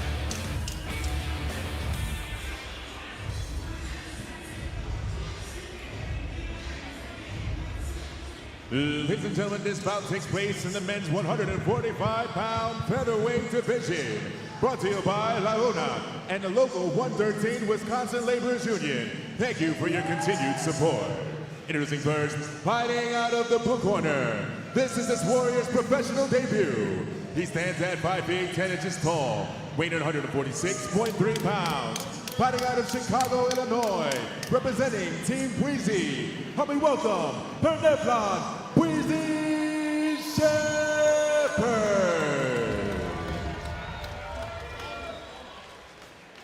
Introduce his opponent, fighting out of the red corner. This warrior holds a record of 1 win, no losses. He stands at 6 feet tall, weighing 146 pounds. Fighting out of Sheboygan, Wisconsin.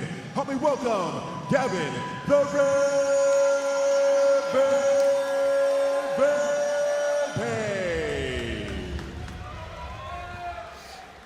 With that, begins your referee for this contest and third person inside the cage, Tom Hillenis. Tom the Juice DeVellis, third man inside for this pro featherweight clash between Gavin the Reverend Vervelde and Pernevlon Shepard. Can P. Weezy finally experience the success as a professional that he found as an amateur, or will Gavin Vervelde stick to the winning ways? 3 5-minute rounds, round number 1 underway. Southpaw versus Orthodox here. Look for Vervelde to launch those right hands down the center. And inversely, Shepard. However, he opts to go into the wrestling exchange. Beautiful takedown there by Pernevlon Shepard.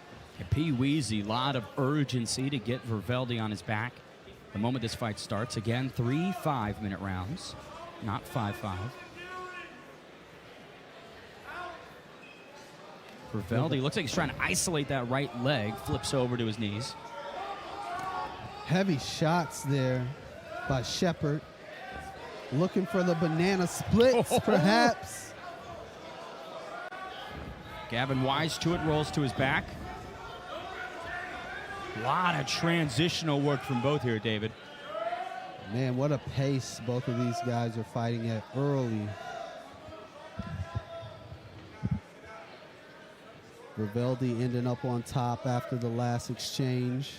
We've not seen Gavin Riveldi here in APFC since May of 2024 for Prelins.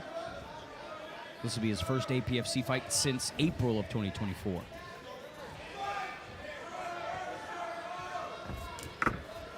Slow head kick from Riveldi. Shepard in again on the takedown. Nice inside single there by Shepard. Landing in the side control. Riveldi looking to establish the guard, framing with that inside knee. Coming up high, perhaps look for him to get that right foot over and settle into a triangle, but he also has that right arm, a Shepard trap, so he can transition to an arm bar if needed. Oh, this could be bad news for P. Weezy. Riveldi torquing away on the right arm. Riveldi rushing it a little bit. Doesn't need to transition right away. However, he's able to sit up. He needs to get that right leg, or that left leg, excuse me, also over the head of Shepard if he wants to go for that arm bar. But he's also in a great position with that figure 4 lock. So if Shepard builds his base and comes up on top, look for him to transition his hips and isolate a triangle. Riveldi's in a great position right now. He has nothing but options to work with in time. Ground and pound from Riveldi. Triangle lock still in. Shepard trying to fight it. He creates a little bit of movement, but Riveldi adjusts the lock as well. So what Riveldi is going to look to do... Ooh. Is he coming inside? Is he going to go...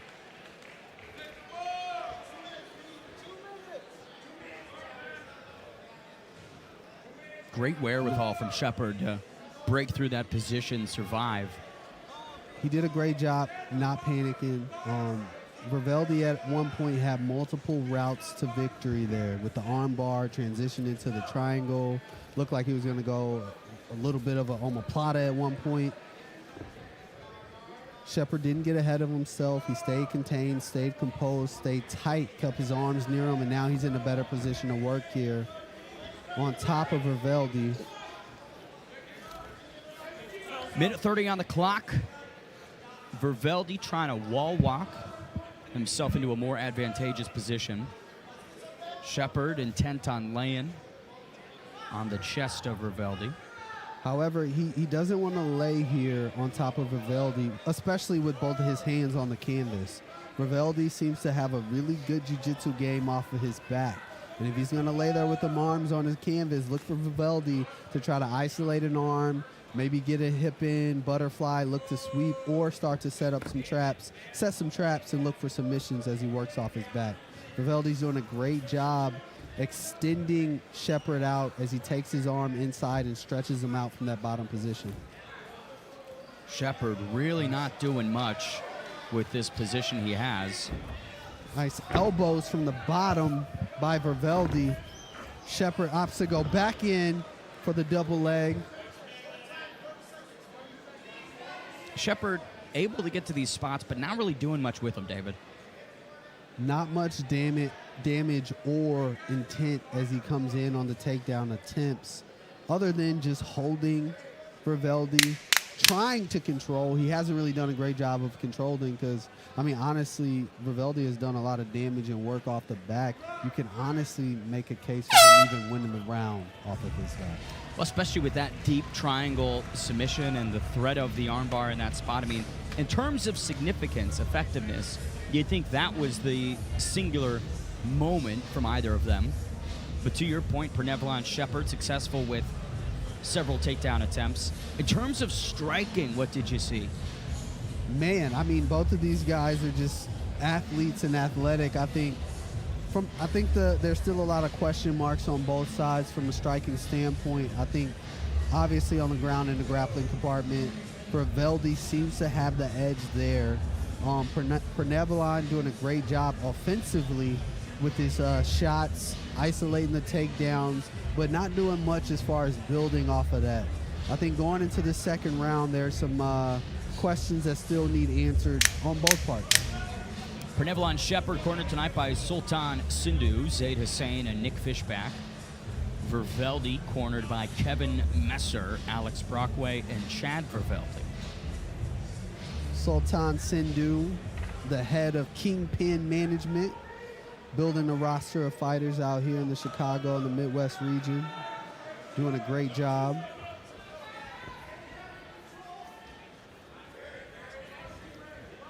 I guess the question is, if not when, Shepherd will shoot again. Vervelde, the one dipping downstairs after a barrage from Shepherd. Vervelde in deep, not in the best position as he shot with his head down.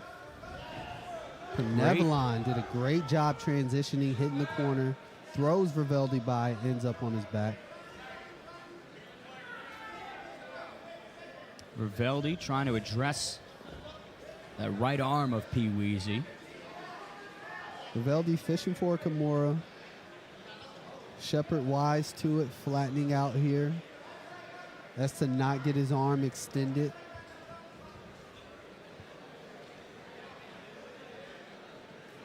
While I can appreciate the control and composure from Pernevlon Shepherd, one would maybe think that doing some ground and pound, something effective with the control, would probably be the smartest path. I mean, he's definitely got to do more. I mean, you use the word control, but looking at this position, who's really in control? We have Vervelde on bottom here threatening a submission, if you ask me, versus Shepherd just kind of hanging out on top. He doesn't have positional control. If anything, he's in the defense. That Kimura looks to be getting tighter and tighter. Shepherd. Oh! Vervelde cranking that behind the back of P. Weezy. Not letting go of that Kimura. Looks to work up into an offensive position on top now. That Kimura looked bad for a second there, Ben. Great work from Vervelde to translate that Kimura into side control, an advantageous position. 3 minutes on the clock. And it seemed as if the question of who was in control was immediately answered, David. Yeah, I mean, Vervelde has been doing a great job. I mean, even when he's on his back, always looking to advance his position, always looking to threaten. Speaking of threaten, as he advances into the top mount position here on Pernevlon Shepherd. 2:30 on the clock. Shepherd almost in the fetal position with Vervelde pounding away on top. Now here comes possibly a rear naked choke. Shepherd needs to get his back to the canvas here. It's Vervelde. That looks deep, Ben. Shepherd not fighting the hands. And he taps the Reverend Gavin Vervelde with a successful return to APFC and his second rear naked choke as a professional. Vervelde relentless in his approach to the finish at every stanza of this fight. Off of his back, on his feet, top position, always searching and looking for the finish. Great performance here by Gavin Vervelde. You know, a lot of control time and successful takedowns for Pernevlon Shepherd, but did not seem to do much with it. But in those positions, Vervelde, the one to seek out damage and significance, ultimately forces the stoppage to advance to 2-0 as a pro. All right, to make that submission official, we send it inside to Andrew Park. Ladies and gentlemen, referee Tom DeBellis calls a stop to this contest at 2 minutes and 53 seconds of the second round. With your winner by rear naked choke, Gavin the Vervelde.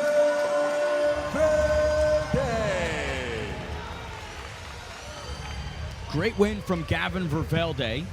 His second rear naked choke submission in his pro career. All around clean job, waited for the moment and got it done, David. Man, I mean, clean victory all the way through. I mean, at every point in this fight, he was looking for his path to victory, and he found it. I mean, great transition grappling, offensively and defensively. He kind of merged them together. You never really knew when he was on the offense or the defense. However, you knew at any moment if he found that window, he was going to take advantage of it. He did just that. One more bout in front of us before our UFC Fight Pass main card for APFC 24 here inside the landmark Credit Union Live in the heart of Milwaukee, Wisconsin. On deck, the 125ers, Mosiah Clark and Joe Arroyo. To bring them in, here's Andrew Park. Or excuse me.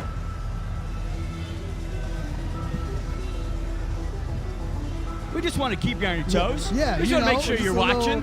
I believe we just got rickrolled by ourselves. I think we did. All right, to bring in our final two prelim fighters, here's Andrew Park. Ready to make his way inside the cage, Mosiah Clark.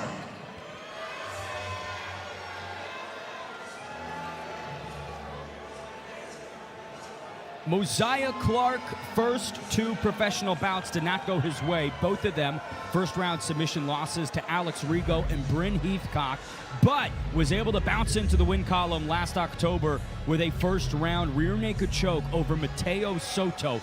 Now he has the confidence of winning as a professional and anticipates to repeat history here tonight. Mosiah Clark off to a rough start, however, coming off of a victory here, looking to carry that momentum into the cage against the tough Joe Arroyo, looking as confident and energetic as ever as he steps into the APFC cage. Mosiah Clark making the APFC debut. Joe Arroyo, a known commodity here inside this cage. When you think about what Mosiah Clark can bring, you talk about the 3 pro bouts, but 5-3 as an amateur, 2 title fights within that. So he's got the healthy background and experience. It really just, again, is about translating that as a pro. Yeah, I mean, that's the toughest part. You know, coming from an amateur, stepping into the pro ranks, the fight is different. Everything is different. Your approach is different. The stakes are higher. The energy is higher. It's a hard adjustment to make. Not everyone can do it, but we'll see. Ready to make his way inside the cage, Joe Arroyo.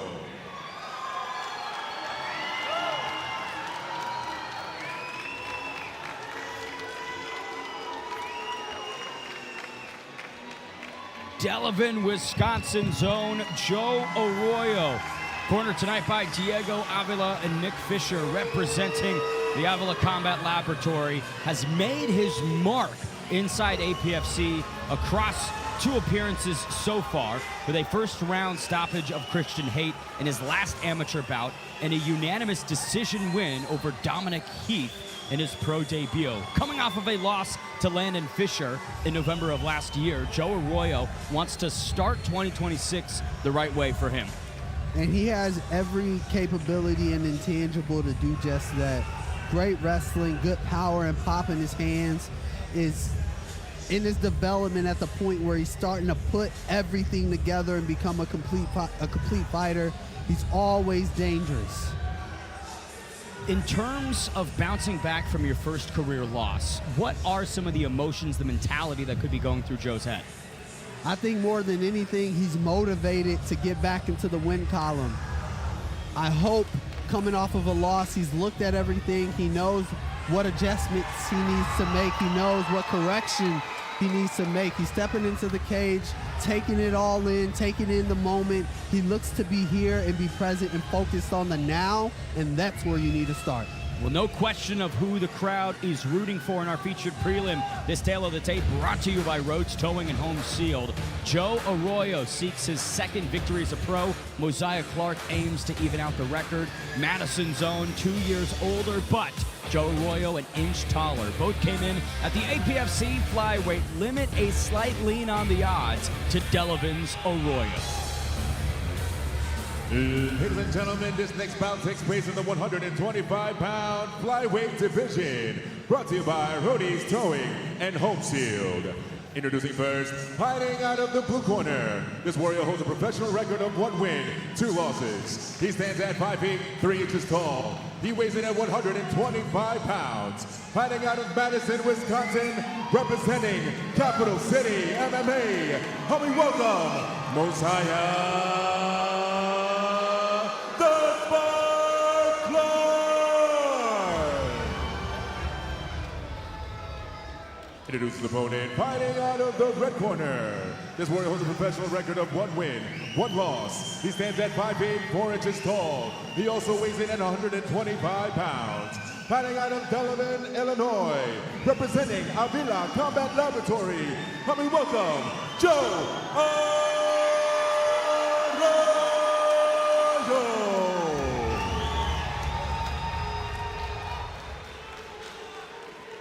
The action begins with 3rd person inside the cage, and your referee for this contest, Chris Harrison. Chris, the Grand Canyon Claviter, 3rd man inside for our featured prelim of the night. 3 5-minute rounds at 125 pounds between Mosiah Clark and Joe Arroyo. Arroyo in the black and gold, Clark in the black and blue. Round number 1 underway. The one thing with the flyweights, David Evans, is speed and electricity.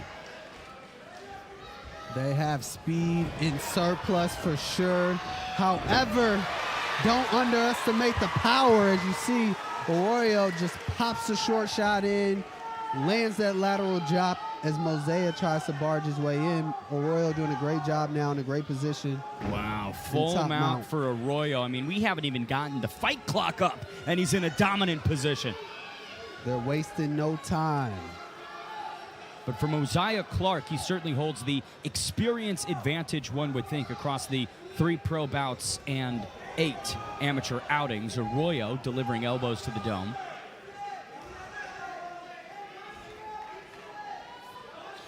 Arroyo doing a great job just maintaining hip pressure and control of Clark here. Looking for those short elbows whenever Clark opens up. And the control from Arroyo, every movement from Mosiah Clark, swaying to the left and right. Arroyo's planted on the midsection, not allowing for any space to be generated. Nice shots to the body, then goes to the head of Clark. There is Arroyo. Clark now trying to wall walk to create some space, desperate to get any separation from Joe Arroyo. And he does just that. Great job by Clark, using the cage, getting to his feet. Look for him to go to work now. 2 minutes and 50 seconds left. Nice outside leg trip by Joe Arroyo. Lands back into side control. He makes the complex look easy, David. Yeah, just great transition wrestling. Coming from his strikes, setting his wrestling up with his strikes, locking up the body lock, going to the outside trip, and just building off of every portion of movement. Arroyo transitions to the opposite side now in half guard. 2:20 on the clock. Joe Arroyo looking to bounce back from his first career defeat. And boy, does he look good through 3.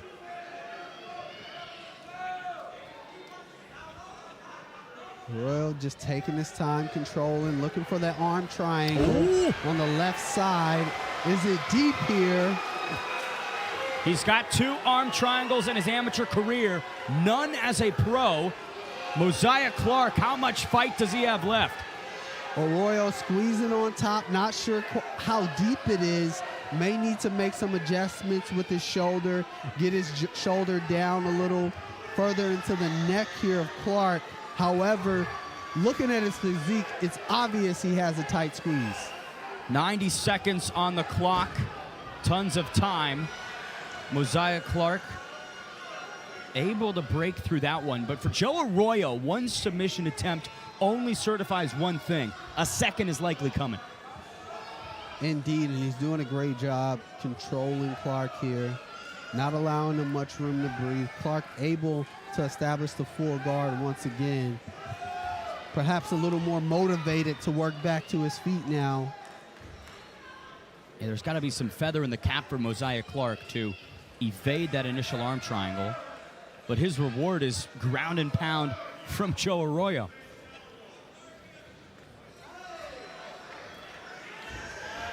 Heavy strikes from Arroyo, who's just rinsing and repeating these positions.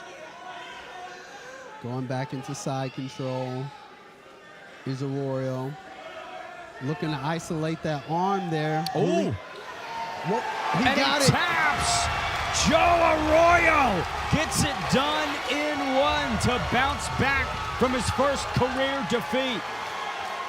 Mosiah Clark defends the arm triangle, cannot defend the Kimura. David Evans, what a win that is for Joe Arroyo. Nice transition, constantly searching for that arm, looking for the finish, came from the triangle. As soon as he saw that arm, isolated it. That was all he needed. Here's a look at the replay brought to you by Rhodes Towing and Home Sealed. Joe Arroyo isolates that left arm of Mosiah Clark and cranks away at it, forcing the stoppage.